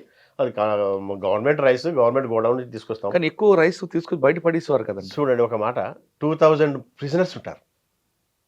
2000 ప్రిజనర్స్ ఉంటే అందరూ అంతా తినరండి, పెట్టుకుంటారు, తిందామని పెట్టుకుంటారు. కొంతమంది వాని హెల్త్ బాగాలేక తినడు, కొంతమంది ఇష్టం లేక తినరు, పారేస్తారు. 2000 మంది ఇంత వాడిస్తే కూడా ఎంత అవుతుంది చూడండి మీరు. అంతేగాని అన్నం బాగలేదనే క్వశ్చనే ఉండదు. రైస్ మాత్రం government supplied rice. Sir, menu ఏముంటుండదండి? ఇక మెనూ అంటే చాలా ఉంటుందండి. ఇప్పుడు 100 grams దాల్ అని, 250 grams వెజిటేబుల్ అని, ఆయిల్ ప్రతి ఒక్కదానికి రాసి ఉంటుందండి. ఇంత ఆయిల్ ఇవ్వాలి, అంటే 30 grams ఆయిల్ ఇవ్వాలనుకోండి. కన్వర్టెడ్గా అంతే రేటు, యూటీవల్కి అంతే రేటు, అంతే రేషియో ఉంటుందా?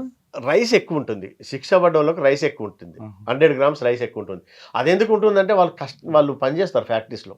కాన్విక్ట్ ప్రిజనర్స్ ఫ్యాక్టరీలో పోయి పనిచేస్తుంటారు, అందుకని వాళ్ళకు 100 grams రైస్. అంటే 100 గ్రాములు 150 గ్రాములు ఇచ్చారు, రైస్ ఇచ్చారు కదా, అందులోనే టిఫిన్, అందులో మధ్యాహ్న భోజనం.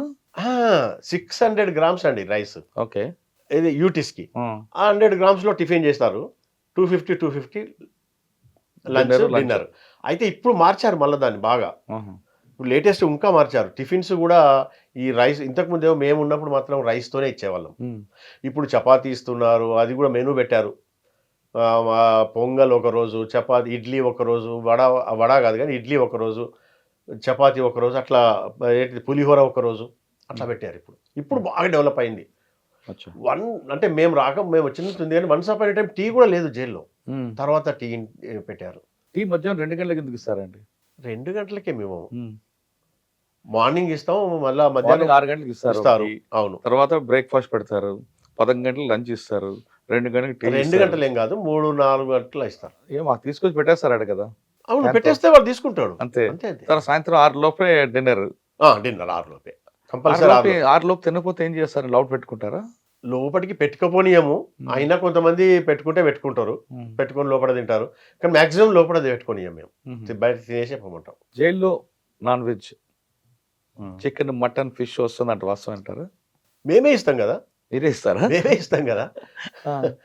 ఎంత ఇస్తారండి? ఆదివారం ఎంత ఇస్తారు, బుధవారం ఎంత ఇస్తారు? బుధవారం లేదు, ఇప్పుడు తర్వాత మారింది చాలా. నేను కరెక్ట్గా ఇప్పుడు అప్డేట్ అయితే నేను ఇవ్వలేను. మేము ఉన్నప్పుడు మాత్రం 175 grams ఈచ్ మటన్. ఒకప్పుడేమో ఎవ్రీ సండే మటన్ ఇచ్చేవాళ్ళు. తర్వాత నేను అనుకుంటా కృష్ణారావు గారు అనుకుంటా 1 week మటన్ 1 week చికెన్ చేశారు. మళ్ళీ ఆ తర్వాత ఏం చేశారంటే 3 weeks చికెన్ 1 week మటన్ చేశారు. రేట్ పెరుగుతుందన్న అట్లని కూడా అది కూడా అవ్వచ్చు. అది ఇంకోటి red meat is not so good అన్నట్టుగా కూడా ఉండొచ్చు. సార్ అది కూడా ఒక ఖైదీకి ఒకలాగా, దగ్గర కావాల్సిన ఖైదీలకి ఇంకొకలాగా ఇస్తారంటారు, వాస్తవం అనేది? ఎవరు ఇస్తారు? ఖైదీలే పంచుకుంటారు, ఖైదీలే పంచుతారు. యాక్చువల్గా సెంట్రల్ జైల్లో పంచ్ సిస్టమ్ అని ఉంటుందండి. పంచులు ఉంటారు, ఎలక్టెడ్ పంచెస్, ఓటింగ్ అవుతుంది, పంచులు ఎలక్ట్ చేస్తారు, వాళ్ళే ఉంటారు అక్కడ. ఇప్పుడు బ్యారక్ నుంచి ఒక అతను ఉంటాడు, అతని దగ్గర నుండి పంచుకుంటారు వాళ్ళే, అట్లే ఉండదు. వాళ్ళు పేమెంట్ చేస్తారు. ఒక త్రాసు ఉంటుంది, ఒకటి గిన్నె, చిన్న గిన్నె పెట్టుకుంటారు. 175 grams, అది 175 grams అంటే మా ఉడికిన తర్వాత 200 grams వితరసం ఇచ్చేస్తుంటారు. ఇక కాకుంటే ఒకటి ఎట్లుంటుందంటే వండేటోళ్ళు ఉంటారండి, కష్టం చేస్తాడు, తెల్లారు లేచి నుంచి వాడు కొంచెం ఎక్కువ తింటాడు, తప్ప అది అది తప్పేం కాదు. కానీ బలవంతుడికి అయితే సెపరేట్ గా, బలవంతుడికి ఏముండదు. బలవంతునికి ఇచ్చేది అట్లా ఏముండదు సార్. వంట ఎంత చేసినా ఉదయం మెనూ రెడీ అయింది అనుకోండి, పూరి కానీ టిఫిన్ కానీ లేదా మధ్యాహ్నం భోజనం కానీ, సూపర్ అనేది తిన్న తర్వాతే వాళ్ళందరికి ఎందుకు ఇస్తారు? మేము టేస్ట్ చేయాలని. అసలు టేస్ట్ ఉందా, వండుతున్నారా, మంచిగా ఉంటుందా లేదా చూడాలి కదా ముఖ్యంగా. టేస్ట్ ఉంటుందా లేదా, ఇప్పుడు బాగలేకుండా చెప్తాం వండే వాళ్ళకి, అరే బాగలేదు ఇది ఇట్లా మంచిగా చేయండి అని. కంపల్సరీ అది డెఫినెట్గా ఒక ఆఫీసర్ చూడాల్సిందే. టేస్ట్ చేసిన తర్వాతనే ఇవ్వాలి. ఓకే సార్, చల్లపల్లి జైల్లో మీరు 5 సంవత్సరాలు పనిచేశారు కదా, చాలా మంది ఖైదీలు వస్తుంటారు వెళ్తుంటారు, వాళ్ళు ములాఖాతులు ఉంటాయి, ఇన్నర్ ములాఖాతులు ఉంటాయి, అవుటర్ ములాఖాత్, ఇన్నర్ ములాఖాత్. ఒక ఖైదీకి సంబంధించిన వ్యక్తులు, ఒక అన్న చెల్లో భార్య వచ్చి ఏడుస్తున్నప్పుడు మీకు ఏమనిపిస్తుంటుందండి? ఏం బాధ అనిపిస్తుంది, మేము కూడా చెప్తుంటాం, బాధ అనిపిస్తుంది. ఇప్పుడు మాట్లాడుకుంటుంటే ఏడుస్తుంటారు అనుకోండి, అరే ఏం కాదులేమ్మా, ఏంది తొందరగానే బయటకు వస్తాలే, లోపల కూడా ఏమి ఇబ్బంది ఉండదు, అట్లే చెప్తుంటే కన్సోల్ చేస్తుంటాం. మేము అంతకంటే ఎక్కువ ఏం చేస్తాం. మంచి మంచి వాళ్ళే భయపడతారు. మీకు ఒక్కటి చెప్తాను నేను, జగన్ లోపలికి వచ్చిన తర్వాత ఈమె శోభా నాగిరెడ్డి అని ఆమె ఫోన్ చేసింది. నాగేశ్వర రెడ్డి అని మా ఫ్రెండ్, నాకంటే కొంచెం సీనియర్, ఆయన రిటైర్ అయ్యారు కూడా, కర్నూలు అతను. ఆయన నంబర్ ఇచ్చినట్టుంది. ఫోన్ చేసి ఏడుస్తూనే ఉంది, అన్న జైల్లో జగన్ ఎట్లుంటాడు అని. ఆమె షీఈ్ నో మోర్ నౌ, శోభా నాగిరెడ్డి. చెప్తున్నాను, ఆమెకు అంత ఇది ఉన్నామెకి అంత భయము, అంత భయం ఉంటుంది, భయపడతారు. ఏం కాదమ్మా బాగుంటాడు, మేము చూసుకుంటాం, మీకేమి ఇది కావద్దు అని చెప్పి అట్లా వాళ్ళని కన్సల్ట్ చేయాల్సి వస్తుంది. మేము సార్ ఫోన్, చల్లపల్లి జైల్లో మీరున్న టైంలో సెల్ ఫోన్స్ లేవు, కానీ ఫోన్స్ మాత్రం ఎక్కువ దొరికేవి. ఎప్పుడు చల్లపల్లి జైల్లో ఎక్కడ తనిఖీ చేసినా గుట్టలుగా ఫోన్లు దొరికేవి. దానికి కారణం ఎవరంటారు? గుట్టలు అయితే దొరకలేదు, లేదు కింద కుండల్లోని. అదే గుట్టలంటే ఎన్ని అనుకుంటున్నారు, ఎన్ని దొరుకుతాయి? కాదు, 100 కాదు, కనీసం 25 ఎక్కడ దొరికినా ఒక చెట్టు కింద చూసాం అనుకోండి, ఒక 10. తప్పు 10 ఎందుకు ఉంటాయి చెట్టు కింద? అట్లా కాదు. ఇప్పుడు ఎట్లా దొరుకుతుంది అంటే, మట్టి కొండల్లో కొన్ని దొరకవు, ఎన్నో ఒక్కొక్కటి దొరుకుతుంది. కొన్ని ఎవడు తీసుకొచ్చి పెడతాడు అక్కడ, కొన్ని ఎక్కడ ఒకటి దొరుకుతుంది. ఎట్లా దొరుకుతుంది అంటే, ఇప్పుడు చెర్లపల్లి జైలు మీరు చూశారనుకుంటా, చెర్లపల్లి మెయిన్ గేట్ నుంచి ఎంటర్ అయిన తర్వాత లోపల మెయిన్ రోడ్ నుంచి ఎంటర్ అయిన తర్వాత మెయిన్ గేట్ ఉంటుంది. మెయిన్ గేట్ నుంచి చుట్టూ ఇట్లా రోడ్ ఉంటుంది, ఇట్లా రౌండ్ రోడ్ ఉంటుంది. ఇటు ఒక సైడ్ ఏమో స్టాఫ్ క్వార్టర్స్, ఒక సైడ్ ఆఫీసర్స్ క్వార్టర్స్ ఉంటాయి. అక్కడ ఎవరు ఆపనికి లేదు, ఎవరైనా వస్తుంటారు లోపలికి. వీళ్ళు ఎట్లా ఉంటుందంటే, ఈ ములాఖత్ అవుతుంది అనుకోండి, సపోజ్ హ్యాబిచువల్సే, ఎవరు చేయరండి, హ్యాబిచువల్సే చేసేది. ములాఖత్లో వచ్చినప్పుడు, అరే ఈ టైంకి వచ్చేసేయి, నువ్వు పైనుంచి ఇసిరేసేయి, ఇగో ఈ టైంకి నేను పలానా దగ్గర ఉంటా, లేకుంటే లోపలికి వచ్చిపోయినోడైతే మనకి లోపల కూడా అంతా తెలుస్తుంది, అరే నువ్వు పలానా దగ్గర ఉండు రా, నేను అక్కడ ఇసిరేస్తా, అట్లా జరగవచ్చు కొన్ని. అంతే తప్ప మీ స్టాఫ్ కూడా నేను ఏమంటా అంటే, లక్షల్లో ఒకటి జరగవచ్చు, బట్ నాట్ సో ఈజీ. జరగవచ్చు, నేను జరగమని చెప్పను, జరగవచ్చు, కానీ ఇటు మీరు అన్నట్టు గుట్టలు కొండలు కాదు. అని అప్పట్లో చర్లపల్లి జైల్లో ఆకస్మిక తనిఖీలు, చెట్టు కింద లభ్యమైన ఫోన్లు. సార్ మీడియా గురించి మీకు ఎందుకు తెలియదు? మీడియా గురించి అన్నీ తెలుసు మీకు. మీడియా ఎట్లా హైప్ చేస్తారు? ముందే జైల్స్ అంటే ఇంకా హైపింగ్ ఎక్కువ ఉంటుంది, ఎక్కువ హైప్ చేస్తారు. ఒక్క ఫోన్ దొరికితే కూడా గుట్టలే మీరు అన్నట్టే అంటుంటారు. ఎందుకు జైలు మీద కోపం ఎందుకంటే మీడియాకి? కోపం ఏం లేదు, జస్ట్ పబ్లిక్ లో ఇది చేయనీకి అంతే. ఇది చేయనీకి జైలు మీద కోపం ఎందుకు ఉంటుంది వీళ్ళకి? కానీ ఆ విధంగా జైలు గురించి ఎక్కువ రాసిన వ్యక్తికి జైల్లోకి తీసుకొచ్చి ట్రీట్మెంట్ కూడా ఇచ్చారు కదా? ఏం లేదే, ఎక్కడ అంటున్నారు? ఏ జైలు? చల్లపల్లి జైల్లో. అది కాదు, తప్పది. అప్పుడు జానారెడ్డి గారు జైలుకి వచ్చారు ఏదో విషయంలో, ఏదో ఆయన హోమ్ మినిస్టర్ అతను. ప్రోగ్రామ్కి వచ్చాడు లోపలికి. ప్రోగ్రామ్ అయిన తర్వాత అతనితో అందరు వెళ్తున్నారు, విలేకరులు వెళ్తున్నారు. మరి అతను కూడా వెళ్ళాలి కదా. మా కన్ను కప్పి అతనికి జైలు అంతా బాగా తెలుసు. మరి ఎట్లా అంటే ఎక్కువ వస్తుంటాడు, వార్తలు వస్తుంటాడు. అతను మా కన్ను కప్పి హాస్పిటల్ బ్లాక్లోకి పోయి, మీరు హాస్పిటల్ పంపిస్తే డాక్టర్కి డబ్బులు ఇస్తారని చెప్పండి, ఎంత ఇస్తారు అట్లా అడుగుతుంటే ఎవరో చూశాడు, ఎవరో ఖైదీ చూసి మా స్టాఫ్కి చెప్తే మెడల్ బట్టి పట్టుకొచ్చారు. అంతే, ఏం పెద్ద ఇందేం లేదు. కాకుంటే కొంచెం మెడల్ బట్టి ఇట్లా నూక్కొచ్చారు. దాంతో కొంచెం సేపు విలేకరులు కూడా కొద్దిసేపు గేట్ ముందు అమర్యాదగా ప్రవర్తించిండు స్టాఫ్ అని చెప్పారు. తర్వాత జానారెడ్డి గారు తెలుసు కదా, ఇక నేను ఎంక్వైరీ చేస్తాను, నేను చూస్తాను, చర్య తీసుకుంటాను అని చెప్పేసి వెళ్ళిపోయారు. మీకు బాగానే గుర్తున్నాయి జైలుసి అన్నీ, జైలు లూపోల్స్ గుర్తున్నాయి. మంచి ఏం చెప్పట్లేదు మీరు. మంచి మీరు చెప్పండి, మీరు చెప్పండి, మంచి మీరు చేసిన మంచి వర్క్ చెప్పండి. చెప్తున్నాం కదా. ఇప్పుడు మేము జైల్స్లో ఉన్నప్పుడు చాలా చేసాం. మంచి వాళ్ళతోని ఉపన్యాసాలు ఇప్పించాం ఖైదీలను. మీరు అన్నీ చెప్తున్నారు కానీ మంచి కార్యక్రమం. జైల్లోకి వచ్చి చదువుకొని పీజీలు తీసుకొచ్చిన చాలా మంది ఉన్నారు. అవును, అది చెప్పండి. అది ఇప్పుడు సెంట్రల్ జైళ్ళల్లో సాధ్యం. ఇప్పుడు చెంచల్గూడ జైల్లో ఉందనుకోండి, ఓపెన్ యూనివర్సిటీ ఉంటుంది. అక్కడ ఎలిజిబిలిటీ టెస్ట్ కండక్ట్ చేస్తాం.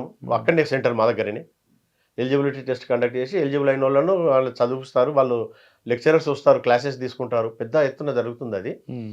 తర్వాత మెయిన్ ఎగ్జామ్ కూడా అవుతుంది. చాలామంది ఖైదీలు నేను అక్కడ ఉన్నప్పుడు కూడా మన ఇది ఉంది కదా, ఇదేంది open university, Ambedkar open university, అక్కడికి ఖైదీలను తీసుకెళ్ళి మేము అవార్డ్స్ కూడా ఇప్పించాం చాలా మంది పాస్ అయినారు. జైలు అంటే ఎట్లుంటుందండి అంటే మీకు ఒకటి చెప్పాలనా, ఏ టు జెడ్ అండి. సొసైటీలో ఉన్న ప్రతి ఒక్కటి అక్కడ ఉంటుంది. మంచి సంగీత కళాకారుడు ఉంటాడు, మంచి ఆర్టిస్ట్ ఉంటాడు, మంచి దొంగ ఉంటాడు, మంచి మనిషి ఉంటాడు, చాలా మంచి మనుషులు ఉంటారు, పూజారులు ఉంటారు, ఇంకా ఏం చెప్పాలి, ఇంకా మీకు లెక్చరర్స్ ఉన్నారు, ఏంటి సాఫ్ట్వేర్ వాళ్ళు ఉన్నారు, మంచి సాఫ్ట్వేర్ వాళ్ళు. అంటే వాళ్ళ స్కిల్స్ అన్ని కూడా జైల్లో వాడుకుంటారు మీరు? తప్పకుండా. ఇప్పుడు నేను నిజామాబాద్ జైల్లో చేసినప్పుడు ఒక ఆర్టిస్ట్ వచ్చాడు. అసలు మీకు ఒక ఫోటో పంపిస్తాను, నా దగ్గర ఉంది, నిజామాబాద్ది. అసలు మామూలుగా చేయలేదు అతను ఆర్ట్స్, అంత బ్రహ్మాండమైన ఆర్టిస్ట్. వాడుకున్నాము, మొత్తం గోడలన్నీ మంచి పెయింటింగ్ వేయించాము. నిజామాబాద్ జైలు బయట కూడా ఒక స్టోన్ ఉందండి, అది ఎట్లుందో ఇంత పెద్ద ఉంటుంది స్టోన్, స్మూత్గా ఉంటుంది. ఆ స్టోన్కు కలర్ వేసి దాని మీద పెయింట్ వేయించాం మంచిగా. అట్లా వాడుకుంటాం మేము, తప్పకుండా వాడుకుంటాం. సార్, చల్లపల్లి జైల్లో ఒకవైపు తీసుకుంటే ఇండస్ట్రీ కనిపిస్తుందండి, బీరువాలు తయారు చేయడం, వాటిలో ఆ ప్రాజెక్ట్లో మీ రోల్ ఏంటి? మాది పెద్దగా ఉండదు అందులో. అది వీళ్ళు ఉంటారు, మన ఇన్స్ట్రక్టర్స్ ఉంటారు. ఇన్స్ట్రక్టర్స్ మాది ఎట్లా ఏముంటుంది అంటే, మాది ఖైదీలు పనికి పోయేటట్టు చూడడం మేము చూసుకుంటాం. ఇంకా మిగతాదంతా ఇన్స్ట్రక్టర్స్, సూపరింటెండెంట్ వాళ్ళు చూసుకుంటారు. అది ఒక జైలర్కు ఫ్యాక్టరీస్ జైలర్ అని ఉంటాడు, అతను కూడా చూసుకుంటాడు. మిగతా ఆఫీసర్స్కి అంత పెద్ద రూల్ ఏమి ఉండదు అట్లా. కానీ చల్లపల్లి జైల్లో ఉన్నప్పుడు మీరు ఉన్నప్పుడు తర్వాత సఖీ సంబంధించిన వ్యక్తి పారిపోతాడు. నేనున్నప్పుడే, కాకపోతే ఆ రోజు నేను లేను, ఆ రోజు లీవ్ పెట్టా. మా ఇంట్లో ఊర్లో మా దగ్గర పనిచేసే ఒక ఆమె చనిపోయింది యాక్సిడెంట్లో. నేను ఆమె గురించి అని పోయా. ఆ రోజే జరిగింది అది. సలావుద్దీన్ అది గోదావరి బ్లాక్ నుంచి కిందకు దొక్కుతాడు, బయటకు వచ్చి ఆయన దొరికిండు. మా క్వార్టర్ సైడ్ అండి, సైడ్ కాదు, మన క్వార్టర్ సైడ్ కాదు, అది గార్డింగ్ స్టాఫ్ క్వార్టర్ సైడ్. మీది లెఫ్ట్ ఉంటుంది, గార్డింగ్ స్టాఫ్ అటు సైడే. అయితే ఒక్క టవర్లో అప్పుడు మనిషి లేడు, మెన్ షార్టేజ్ ఉన్నట్టుంది. ఆ టవర్ అన్మ్యాన్ టవర్ ఉంటుండే. ఆ టవర్లోకి ఎక్కాడు అతను. టవర్లో నుంచి దుంకిండు కానీ కాలు ఇరిగిపోయినాయి. మెల్లగా దేక్కుంటా పక్కకే ఉన్న బుష్లోకి పోయిండు. వాడు పడి ఉన్నాడు, ఎవరము జుల్లే తిరుగుతున్నారు, చుట్టూ తిరిగారు, అంత తిరిగారు. తర్వాత ఒక రోజు తర్వాత వాడు మూలిగిన పడితే తీసుకొచ్చేసి ఒకవేళ ఆ విధంగా పారిపోయారు అనుకోండి, నేను సలాబుద్దీన్ కాదు, ఎస్ ఎస్ ఎవరు డ్యూటీలో పారిపోతే ఆయనదే రెస్పాన్సిబిలిటీ తీసుకొచ్చే వరకు. తీసుకొచ్చడం అనేది ఇంకా మాకు సంబంధం లేని విషయం. ఇక అది పోలీస్ పోలీసు చూసుకుంటారు. ఇంకా మేము పారిపోయిండని వాళ్ళకి ఇన్ఫార్మ్ చేసి they have to look after. కాకపోతే ఎవరి నెగ్లిజెన్స్తో పారిపోయింది అనేది ఇంపార్టెంట్. అచ్చా. ఎవరి నెగ్లిజెన్స్తో పారిపోయింది అనేది ఇంపార్టెంట్.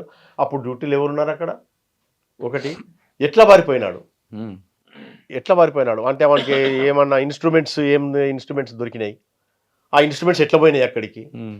ఆఫీసర్ మాకు ఎట్లుంటుందంటే డైలీ మేము ఉమ్. సెర్చ్ చేయాలి. లాకప్ చేసే ముందు జైలు ఖైదీలను లాకప్ చేస్తాం కదా ఈవినింగ్, అవును. ఫస్ట్ సెర్చ్ చేయాలి మేము. ఓ. లోపలంతా సెర్చ్ చేయాలి ఏమన్నా ప్రొహిబిటెడ్ ఆర్టికల్స్ ఏమైనా ఉన్నాయా అని. తర్వాత మళ్ళీ ఖైదీలను కూడా సెర్చ్ చేసి లోపలికి పంపించాలి. అంతా సెర్చ్ చేసిన తర్వాత కూడా ఇన్స్ట్రుమెంట్స్ ఎట్లా పోయినాయి, మనం అతను ఎట్లా పారిపోయాడు అనేది దాని మీద బట్టి ఎవరి నెగ్లిజెన్స్ ఉంటే అతనికి పనిష్మెంట్ అవుద్ది. కానీ జైల్లో లోపలికి వచ్చాక మీరు అంత పర్ఫెక్ట్ ఉంటుంది, కానీ బయటగా ములాఖాత్ ఇచ్చే దగ్గరే కొంచెం కరప్షన్ ఉంటుంది అన్నది ఒక వార్త ఉందండి. ములాఖత్ దగ్గర ఎట్లా ఉంటుంది అంటారు చెప్పండి ఒక మాట. ములాఖాత్ ఉంది, అవును. ములాఖాత్ దగ్గర ఇన్నర్ ములాఖాత్, అవుటర్ ములాఖాత్. అవును, ఇన్నర్ ములాఖాత్ అనేది మాకు అది సూపరింటెండెంట్ గారు కాదు, ఆ, ఒక గైడ్ లైన్స్ ఉంటాయి ఎవరెవరికి ఇవ్వాలనేది. ఉమ్, సూపరింటెండెంట్ గారే ఇచ్చేది, సూపరింటెండెంట్ గారే, కానీ ఉమ్, గైడ్ లైన్స్ ఉంటాయి. ఓన్లీ కాన్విక్ట్స్కే ఇస్తాం, ఉమ్, ఓన్లీ కాన్విక్ట్స్కే ఇవ్వాలి. ఉమ్.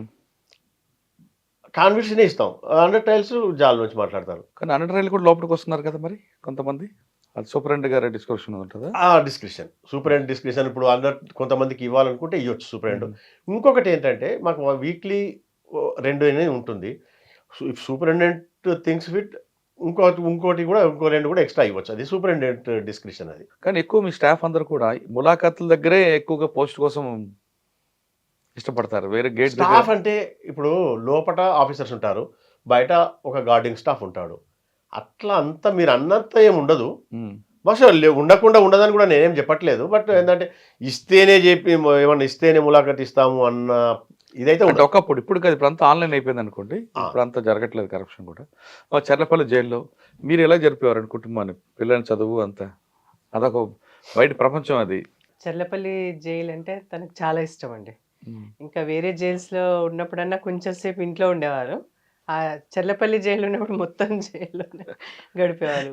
అంటే గేమ్ సిస్టము ఇంకా అంటే ఆయన జైల్లో ఉన్నట్లే జైల్లో ఉన్నట్లే అండి సేమ్ గడిపేవారు. చాలా చాలా పిల్లలు- ఇష్టం.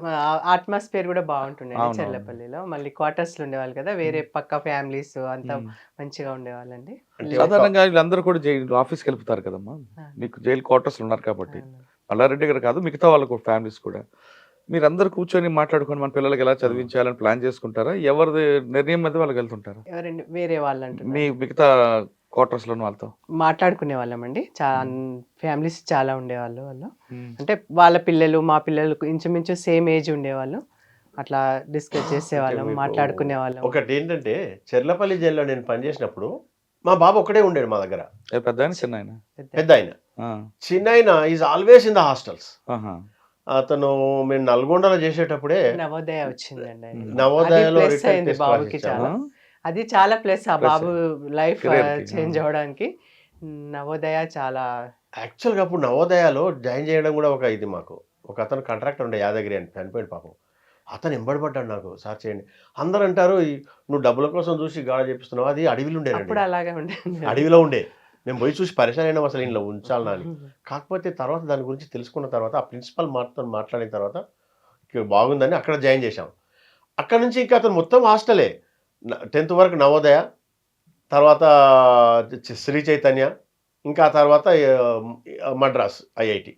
అసలు మా దగ్గర ఎప్పుడు లేడు. ఇప్పుడు మంచి కెరీర్ ఉన్నారు కదండి ఇప్పుడు, యా ఎగ్జాక్ట్లీ. టాప్ లో ఆ IFS. నవోదయానే అండి ఆ బాబుకు మంచి కెరీర్ ఇచ్చింది. అంటే నవోదయ. అక్కడే ఆయన కెరీర్ బాగుంది, ఆయన లైఫ్ పార్ట్నర్ కూడా అక్కడ సెట్ అయిపోయారు, Yeah. సెటిల్ అయిపోయారు పూర్తిగా. అవునండి. పెద్ద అబ్బాయి గురించి చెప్పారండి మీరు? పెద్ద మా దగ్గర పెద్ద అబ్బాయి ఉండేవాడు. మేము చర్లపల్లి చేసినప్పుడు అతను ఫస్ట్ ఇయర్ ఇంజనీరింగ్ చేస్తున్నాడు. అక్కడే దగ్గరే గీతాంజలి ఇంజనీరింగ్ కాలేజీలో చెప్పేసాము. ఇంకా ఇంజనీరింగ్ చేస్తున్నాడు కాబట్టి మేము పెద్ద అని చూసుకోవాల్సినంత అవసరమే పడలేదు. ఓకే, చెర్లపల్లి తర్వాత ఎక్కడికి వచ్చారండి? చెర్లపల్లి తర్వాత చెంచల్ ప్రమోషన్ మీద. అప్పటి వరకు నేను డిప్యూటీ జైలర్, ప్రమోషన్ మీద చెర్లపల్లి చెంచల్ కూడా వచ్చా జైలర్. చెంచల్ కూడా అనేది డిఫరెంట్ కదండి కల్చర్ కాకుండా. చర్లపల్లి అనగానే మీ రాయలసీమ వీళ్ళందరూ కనిపిస్తారు. అక్కడ ఒకటే సామాజిక వర్గం ఉంటుంది, అంతా కొంచెం అట్లానే ఏం లేదు.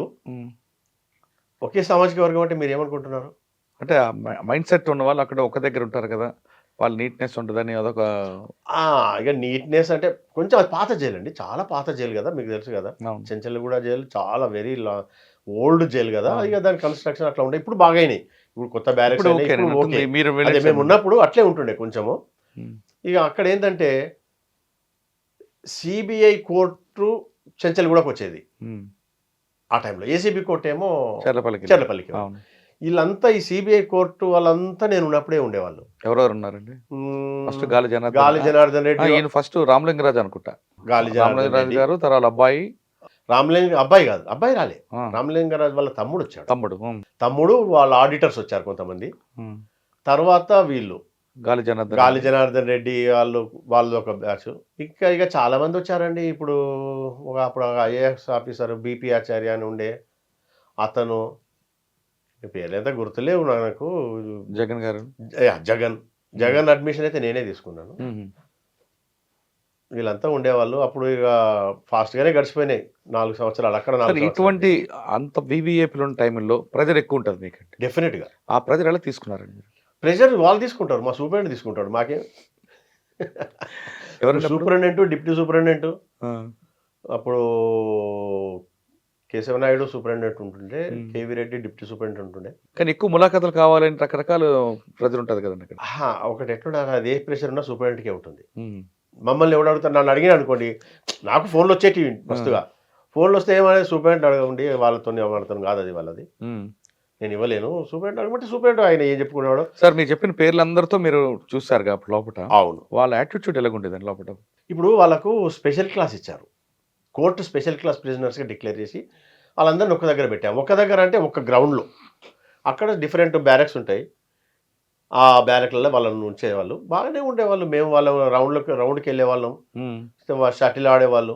అవును. Even I2 played shuttle with Jagan, ఎవరితో? జగన్తోని షటిల్ ఆడే నేను కూడా. ఉమ్, వీళ్ళంతా షటిల్ ఆడేవాళ్ళు. Ramalinga Raju is a different personality అండి. ఈ సందర్భంగా ఒక్కటి చెప్పాలి, నా జైల్ కెరీర్ మొత్తంలో కూడా I have seen the best person అంటే రామలింగరాజు. ఉమ్. చాలా మంచివాడు అండి. సరే, వాట్ హీ డిడ్, అది ఏం చేశాడు అతను, అది వేరే ఎందుకు విషయం. జైలుకి వచ్చాడు అనేది కాదు, కానీ చాలా మంచివాడు. చిన్న వార్డర్, ఇంకా చిన్న అతను ఎవరైనా కనబడితే కూడా నమస్కారం అండి అంటాడు లేచి నిలబడి. ఆయన దగ్గరికి పోతే ఏం కావాలో ఎందుకు వచ్చారంటాడు. ఉమ్. చాలా బాగా మాట్లాడేవాడు, మంచి ప్రవర్తన. కానీ జైలు మీ వాళ్ళు అంటే కూడా జైలు లాగానే ఉండేవాడు, జైలు ఒక ఖైదీ అంటే ఖైదీ లాగానే ఉండేవాడు. మీ వాళ్ళు కూడా అప్పట్లో ఆయన ఒక ప్రామాణికం చూపించేవారు. ఆయనే వచ్చారు, నువ్వెంత పదలాడపదని వారు. ఆయన వచ్చిన తర్వాత ఒకటి, నేను ఆయన స్టూడెంట్స్ అనుకోండి, అందులో పనిచేసే ఎంప్లాయీస్ అనుకోండి, బయటకు వచ్చి ములాఖాతులు అయితే వాళ్ళకి ఇవ్వలేము కదా, వందలు వస్తుంటే ములాఖాతు ఇయ్యరు కదా. ఆ జైలు ముందు అక్కడికి ఇక్కడికి అవి బొకేస్ పెట్టిపోయేవాళ్ళు. వి మిస్ యూ రాజు గారు, వి మిస్ యూ రామలింగరాజు గారు అట్లా పెట్టేసి పెద్ద పెద్ద బొకేస్ పెట్టేసి లైన్గా పెట్టేవాళ్ళండి జైలు బయట. అంత ఇది ఉంది. నేను కూడా పర్సనల్గా నేను చూశాను కదా, ఈజ్ ఎ గుడ్ పర్సన్, మంచోడు. కాకపోతే మంచోడు అంటే మరి వేరే వాళ్ళు ఏమనుకుంటారు, పబ్లిక్ ఏమనుకుంటున్నారు అంటే మంచోడు అయితే జైలుకి వచ్చాడు, అవును, తప్పు చేసిండు కదా అని. అది జైలుకి వచ్చాక ఇది పక్కకు పెడితే మటుకు పర్సనల్లీ. మీరు చెప్పిన పేర్లన్నీ కూడా ఒక పార్టీ ఒక దగ్గర ఉండేది. రామలింగరాజు గారు విడిచిపెట్టిన బ్యారక్లో జగన్ గారు ఉండేవారు, విజయసాయి రెడ్డి గారు ఒక దగ్గర ఉండేవారు, ఇంకా బయటకు వచ్చాక గాలి జనార్దన్ రెడ్డి గారు అందరూ ఒక సైడ్ ఉండేవారు.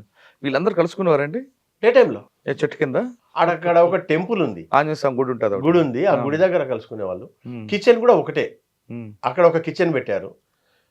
వాళ్ళ స్పెషల్ క్లాస్ ప్రిజనర్కి సపరేట్ కిచెన్ ఉంది, అక్కడనే వంట చేసేవాళ్ళు, అక్కడనే తినేవాళ్ళు, కలిసే ఉండేవాళ్ళు. ఉమ్. అన్లాకింగ్ టు లాకప్ వాళ్ళు బయటనే ఉండేవాళ్ళు. తను నాకు అది కావాలి ఇది కావాలని అడగడం, అట్లా ఏం చేయరండి. వాళ్ళు ఎంత తొందరగా బయటకు వద్దామని ఆలోచిస్తారు తప్ప. తప్ప ఇది కావాలా అది కావాలని, వాళ్ళకు జైలు రూల్స్ తెలుసు కదండి, అంత ఇబ్బంది పెట్టరు. ఓకే, చంచల్గూడలో ఎంతకాలం ఉన్నారండి? సేమ్ అంతే, 4.5 years. అక్కడే ఉన్నాయి బాగా మీకు మెమరబుల్ ఇవే మెమొరబుల్. ఇంకా చర్చలు కూడా అలా ఇంకా అంతే, వీళ్ళే ఉన్నారు. అక్కడ నుంచి చంచల్గూడ టు మహబూబ్ నగర్. మహబూబ్ నగర్ అక్కడ ఎంతకాలం? 3 years.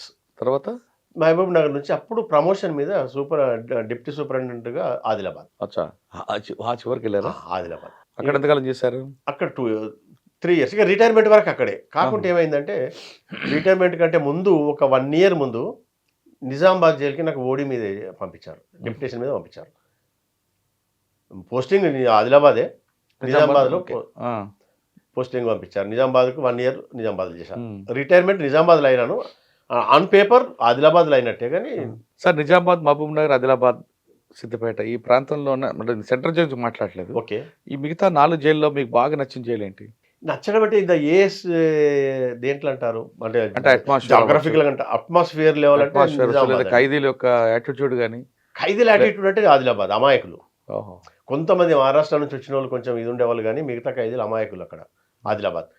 ఇంకా నేచర్ దృష్టిలో చూస్తే నిజామాబాద్ ఎక్సలెంట్. చెరువులు తవ్వించాం మేము. అదే జైలు నుంచి ఒకప్పుడు పారిపోయారు కదా చాలా మంది. అది పాత జైలు, పాత కోట. జైలు, అది ఓల్డ్ జైలు, ఫోర్ట్ జైలు అని. అవును. అక్కడ నుంచి పారిపోయారు. ఇప్పుడు కొత్త జైలు ఇది, కొత్త జైలు బాగుంది. అది చాలా బాగుందండి, కొత్త జైలు చాలా బాగుంది. నాకంటే ముందు పనిచేసిన వాళ్ళు కూడా భాస్కర్ సారు, శంకరయ్య అని వీళ్ళు సూపరింటెండెంట్గా చేశారు అక్కడ. చాలా బాగా చేశారు అందరూ. మొత్తానికి ఆ జైలు ఒక ఇది ఐకాన్. సార్ మీరు బై ఛాన్స్ వచ్చారు ఈ డిపార్ట్మెంట్లోకి. ఎస్. ఓకే, రిటైర్ అయిన తర్వాత ఒకసారి ఆలోచించుకున్నారా, నేను బై ఛాన్స్ వచ్చా, నా మార్క్ ఎక్కడ ఎక్కడ ఎక్కడ ఉంది అని ఇప్పుడు ఆలోచించుకున్నారా? ఇంకా నా మార్క్ అంటే నేను ఇదే కరెక్షన్. ఓకే. ఖైదీల పట్ల సానుకూల దృక్పథం నాది. ఎవరు కూడా బై బాండ్ దే ఆర్ నాట్ క్రిమినల్స్ అండి. కరెక్ట్. క్రిమినాలజీ ప్రకారం ఎవరు కూడా పుట్టినప్పుడు ఎవరు క్రిమినల్ గారు. అవును.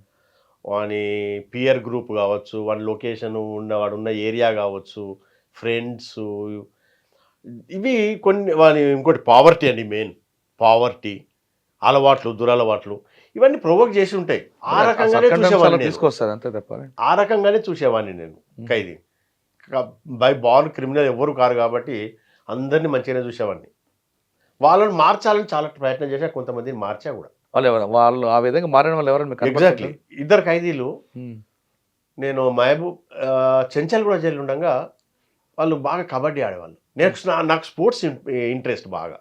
కబడ్డీ ఆడేవాళ్ళు 2 ఊకే వస్తున్నారు పోతున్నారు. ఏంటంటే ఇట్లా చెప్పారు, ఏదో చెప్తే నేను కూడా బాగా వాళ్ళను మాట్లాడి చేసి వాళ్ళని మార్చడానికి ప్రయత్నం చేసి చెప్పా. వాళ్ళకు కొంత డబ్బు కూడా ఇచ్చాను నేను వాళ్ళకు. తర్వాత వాళ్ళు నేను ఆదిలాబాద్ చేసినప్పుడు ఆదిలాబాద్ వచ్చారండి 2. I felt very happy. ఏమిటంటే అంటే లేదు సార్ ఇట్లా వచ్చినాం, వచ్చినాం బాసార నుంచి ఇట్లా నిజామాబాద్కి వెళ్ళి ఇట్లా ఆదిలాబాద్ వచ్చినాం సార్, మీరు ఉన్నారని చూసిపోదామని వచ్చినాం అన్నారు. చాలా నాకు నిజంగా లైఫ్లో ఆనందం, మంచి ఆనందం కలిగింది. అరే 2 అయితే మళ్ళీ పోతున్నారా జైలుకి అని అడిగాను. లేదు సార్ ఇంకా పోం సార్. పేరు గుర్తురాట్లేదు. ఒక అతనైతే సుదర్శన్, ఇంకొక అతను ఎవరో ఉన్నారు. 2 మంచి కబడ్డీ ఆడేవాళ్ళు, వాలీబాల్ ఆడేవాళ్ళు. నాకు స్పోర్ట్స్ చాలా ఇంట్రెస్ట్. నేను ఐఎస్ఐ వాళ్ళతో స్పోర్ట్స్ ఆడేవాడిని. ఐఎస్ఐ ప్రిజనర్స్ ఉంటారు కదా, వాళ్ళతో కూడా స్పోర్ట్స్ ఆడారు, వాలీబాల్ ఆడేవాడిని. మా సూపరింటెండెంట్ పర్మిషన్ తీసుకొని ఆ టీంని తీసుకొని బయటకు తీసుకొచ్చి జైల్లో నుంచి ఒక టీం తయారు చేసి ఆ టీంకి ఈ టీంకి కూడా వాలీబాల్ ఆడిపించేవాడిని నేను. సార్ మీరు రిటైర్ అయిపోయిన తర్వాత అయ్యేసరికి అప్పటికి ఇప్పుడు మార్పు వచ్చిందంటారు జైల్లో? అయినా డెఫినెట్గా అండి, చాలా మార్పు వచ్చింది, చాలా మార్పు వచ్చింది. నేను అదే చెప్తున్నా కదా, ఫస్ట్ కరెక్షన్ అనేది మర్చిపోయాను. లేకుండే జైల్లో ఒకటే లేకుండే అంటే ఉండే కావచ్చు, కానీ చాలా తక్కువ ఉండే. ఇప్పుడు కరెక్షన్ సైడ్ ఎక్కువ పరివర్తన. ఇప్పుడు పరివర్తన. రిలీజ్డ్ ప్రిజనర్స్కు జాబ్స్ ఇస్తున్నారు. Petrol bunks, number of petrol bunks ఏర్పాటు చేశారు. వాళ్ళంతా రిలీజ్ ప్రిజనర్స్ పెడుతున్నాం. కొంతమంది ప్రిజనర్స్తో కూడా బయటకు తీస్తున్నాం. ఇంకా ఫ్యాక్టరీస్ కూడా బాగా పెరిగాయి. చెర్లపల్లిలో అయితే అసలు నంబర్ ఆఫ్ ఫ్యాక్టరీస్. మొన్న కరోనా టైంలో ఏంటిది శానిటైజర్స్ ఎంతో తయారు చేశారు, రికార్డ్ బ్రేక్ శానిటైజర్ తయారు చేసేసారు. ఇప్పటికి కూడా చాలా అవుతుందండి చెర్లపల్లి జైలు. అంటే నేను మొత్తం ఇండియా అంతా నేను చెప్పలేను, కానీ one of the best jail in India. Sir ఆ విషయం పక్కన పెడితే రాజస్థాన్లో ఫ్యామిలీస్తో ఉండొచ్చు అనేది ఒక కాన్సెప్ట్ తీసుకొచ్చారు. కానీ మన దగ్గర ఎందుకు ఇంప్లిమెంట్ చేయలేకపోతున్నాం అంటే? అది రావాలండి, అది గవర్నమెంట్ నుంచి రావాలి. సంగనీర్ అని రాజస్థాన్లో హాఫ్ వే హోమ్స్ అంటారు అవి. ఎట్లా అంటే హాఫ్ వే హోమ్స్ అంటే ఇంటికి పోయే ముందు ఫ్యామిలీతో కూడా గడపడం. ఇప్పుడు అన్ని శిక్ష పడ్డోళ్ళకి, ఇవన్నీ వీళ్ళకి కాదు, యూటీ వాళ్ళకి కాదు, లైఫ్ శిక్ష పడుతుంది కదా. ఇంకొకటి ఏంటంటే మన దగ్గర కంటే నార్త్లో శిక్ష ఎక్కువ అండి. మినిమం 20 years లేని బయటకే రారు అక్కడ. అయ్యో. వాళ్ళ మెంటాలిటీ ఎట్లా మారుతుంది, ఎట్లుంటుంది అంటే అసలు స్టిగ్మా ఒకటి, బయటకు వెళ్తే ఎట్లుంటాము, బయట సొసైటీ వదిలిపెట్టి 20 ఏళ్ళు అయిందంటే అవును. ఎంత ఇది ఉంటుంది. అయితే హాఫ్ వే హోమ్స్ అని చేస్తే వాళ్ళ ఫ్యామిలీని రాణిస్తారు, వీడు ఉంటాడు, వాళ్ళు కలిసే ఉంటారు, వీడు పనికి పోతాడు, మళ్ళీ జైలుకి పోతాడు, మళ్ళీ వర్క్ ఉంటే వర్క్ చేసుకుంటారు, మళ్ళీ వస్తారు. అయితే ఇప్పుడు మన దగ్గర కూడా open jail, Cherlapalli open jail ఉంది కదా, అవును. అక్కడ కూడా ప్రిజనర్స్ వస్తారు, అంటే ఫ్యామిలీతో కలిసి ఉండరు, బట్ అది ఉదయం వచ్చి సాయంత్రం పంపించేస్తారు. అట్లా చేస్తారు. అవును. ఇప్పుడు ఇది కూడా ఇంచుమించు హాఫ్ ఏ హోమ్ లాగానే. ఇప్పుడు వాడు గోడలు ఏమి ఉండవు కాబట్టి ఏమి అంతా కనబడుతుంది, ప్రపంచం అంతా కనబడుతుంది. వాళ్ళకు పని చేస్తుంటారు, అగ్రికల్చర్ చేస్తుంటారు, తోటలు పెంచుతుంటారు. ఆ రకంగా అటే it is a way to society. మీరు చెప్పండి, అంటే నేను అంటుంది మల్లారెడ్డి గారు అని కాకుండా జనరల్గా అడుగుతున్న క్వశ్చన్ మీకు, యూనిఫామ్ సర్వీస్లో పనిచేస్తారు వాళ్ళ భార్యలకి, వాళ్ళ ఫ్యామిలీ, వాళ్ళ పిల్లలు గ్రోత్ కెరీర్ కరెక్ట్గా రావాలంటే మీరు తీసుకున్న లాంటివి ఏ విధంగా తీసుకుంటే వాళ్ళ పిల్లల భవిష్యత్తు బాగుంటుంది? చాలామంది ఏమంటారంటే, నేను మాట్లాడిన వాళ్ళు, ఆయన ఉద్యోగం చేస్తున్నాడు, నాకు ఒక్కదాన్ని నేను చేసుకోలేను, నాకు ఇల్లు, అత్తగారు, మా ఆడపడుచులు ఇవన్నీ కాబట్టి నా పిల్లలు కొంతమంది దారి తప్పారంటారు. మరి కొంతమంది లేదు, నా పిల్లలు నాకు ఇంపార్టెంట్, వాళ్ళ కెరీర్ కోసం చేసుకున్నాను వాళ్ళు అంటారు. అటువంటి డైనామాలు ఉన్న వాళ్ళకి, నేను ఒక్కదాన్ని చేసుకోలేకపోతున్నాను అన్న వాళ్ళకి మీరు ఇచ్చే మెసేజ్ ఏంటి? అంటే భర్త ఎంతో, భార్య ఆడపడుచు అంతే, అత్త అంతే, మన పిల్లల భవిష్యత్తు కూడా అంతే. అవునండి. అన్నిటికంటే ముఖ్యం పిల్లల భవిష్యత్తు అండి. దాని గురించి వాళ్ళు మొత్తం దాంట్లో ఉన్న జాబ్లో స్పెండ్ చేయడం వల్ల మనం లేడీస్ ఎక్కువ ఇంట్రెస్ట్ తీసుకోవాలి, పిల్లల గురించి ఆలోచించాలి, చేయగలమండి. అంటే ఆయన సపోర్ట్ లేకపోయినా చేయొచ్చు అండి. అంటే మనకి ఫుల్ ఫ్రీడమ్ ఇచ్చారు కదా, పిల్లలని మీరు చూసుకోండి అని. అలాంటప్పుడు మనం కూడా చేసుకోవచ్చు. కానీ మధ్య మధ్యన పిల్లలు దారి తప్పుతున్నప్పుడు ఏం చేయాలి? అప్పుడు మీ మాట వినకుండా కొంత, అంటే మీ గురించి కాదు, జనరల్గా అడుగుతున్నా. అవునండి. అలాంటప్పుడు ఏం చేయాలి?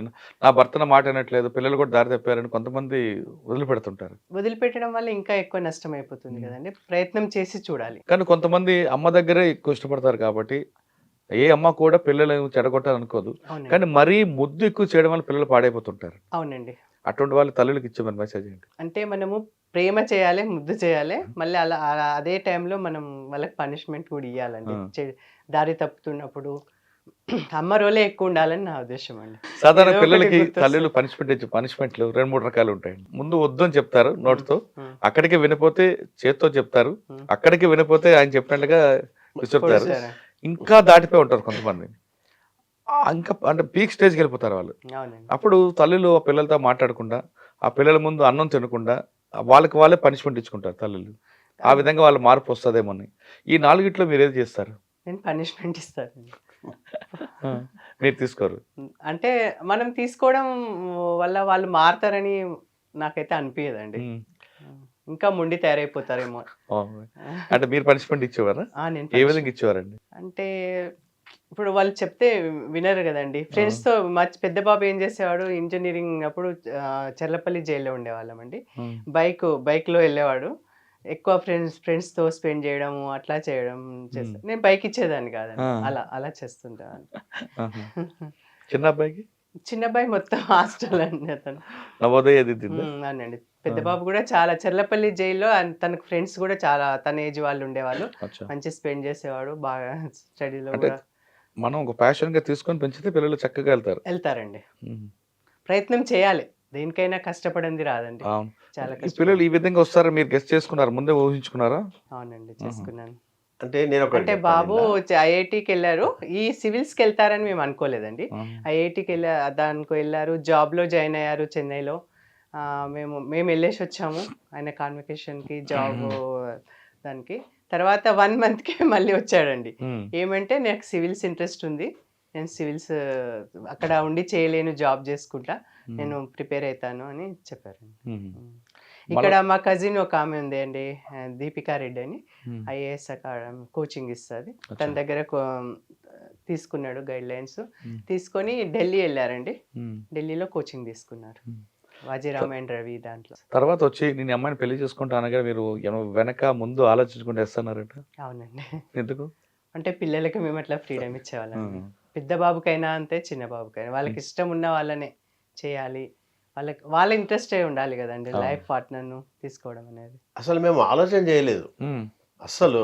అంటే ఒకసారి నేను కార్లో పోతున్నాను, మా మిస్సెస్ కూడా లేదు అప్పుడు.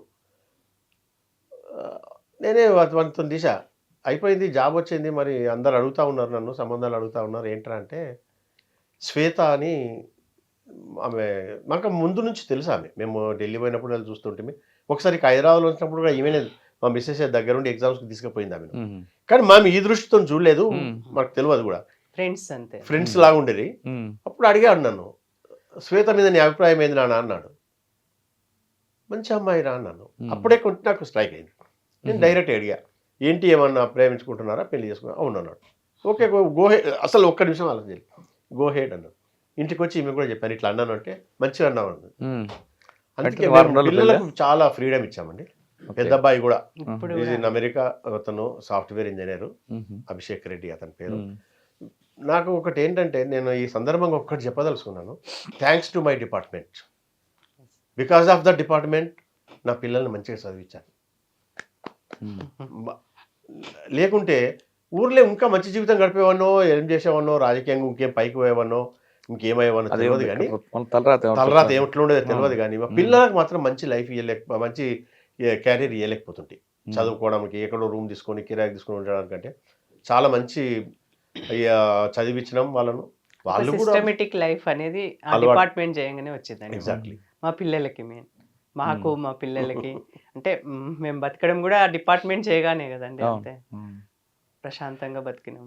సార్ ఫైనల్గా చెప్పండి, ఈ డిపార్ట్మెంట్లోకి వచ్చే ఆఫీసర్స్కి, జైల్ డిపార్ట్మెంట్కి రావాలి, చేయాలి, వర్క్ చేయాలి, మంచి పేరు తెచ్చుకోవాలనుకున్న ఆఫీసర్లకి, ఆస్పిరెంట్స్కి కానీ మీరు ఇచ్చే మెసేజ్ ఏంటి? నేను ఒకటే చెప్తానండి, ఖైదీల పట్ల సానుకూల దృక్పథంతో ఉండాలి. ఖైదీలను పరివర్తన చెందే విధంగా మనం వాళ్ళతో మెలగాలి. ఏ ఖైదీని కూడా కొట్టకూడదు, మ్యాన్ హ్యాండిల్ అనేది చేయకూడదు.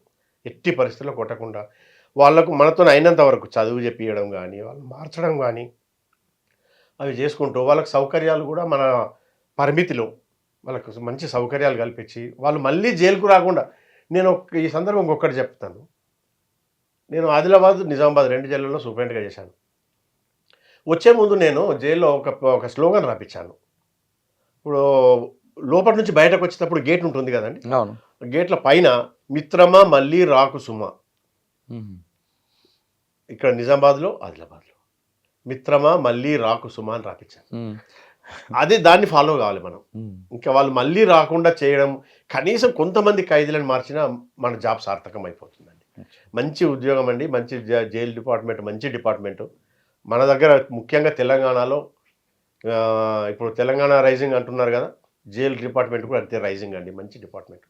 చాలా కష్టపడి ఈ స్టేజ్కి తీసుకొచ్చారు డిపార్ట్మెంట్. ఎంతోమంది డీజీలు కానీ, ఐజీలు కానీ, మా తోటి స్టాఫ్, మా ఆఫీసర్స్ కానీ తీసుకొచ్చారు.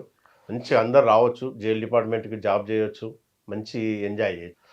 పుట్టిన ప్రతి వ్యక్తి క్రిమినల్ కాదు అంటున్నారు మల్లారెడ్డి గారు.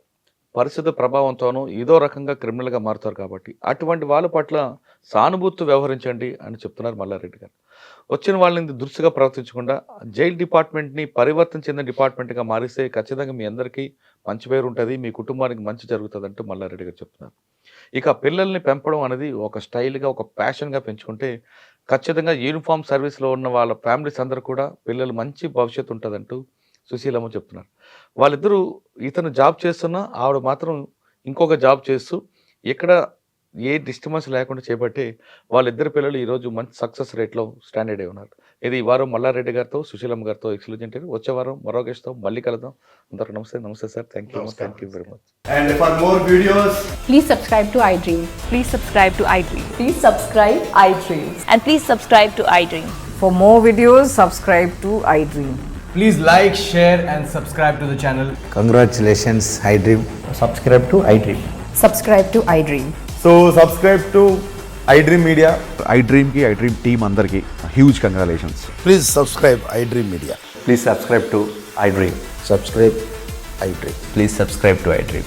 iDream అంటే నా కళల ఛానల్ను సబ్స్క్రైబ్ చేసుకున్న నోరు తిరుగుతలేదు, మీరైతే గంట గుర్తు కొట్టండి. For more such videos, please subscribe to iDream.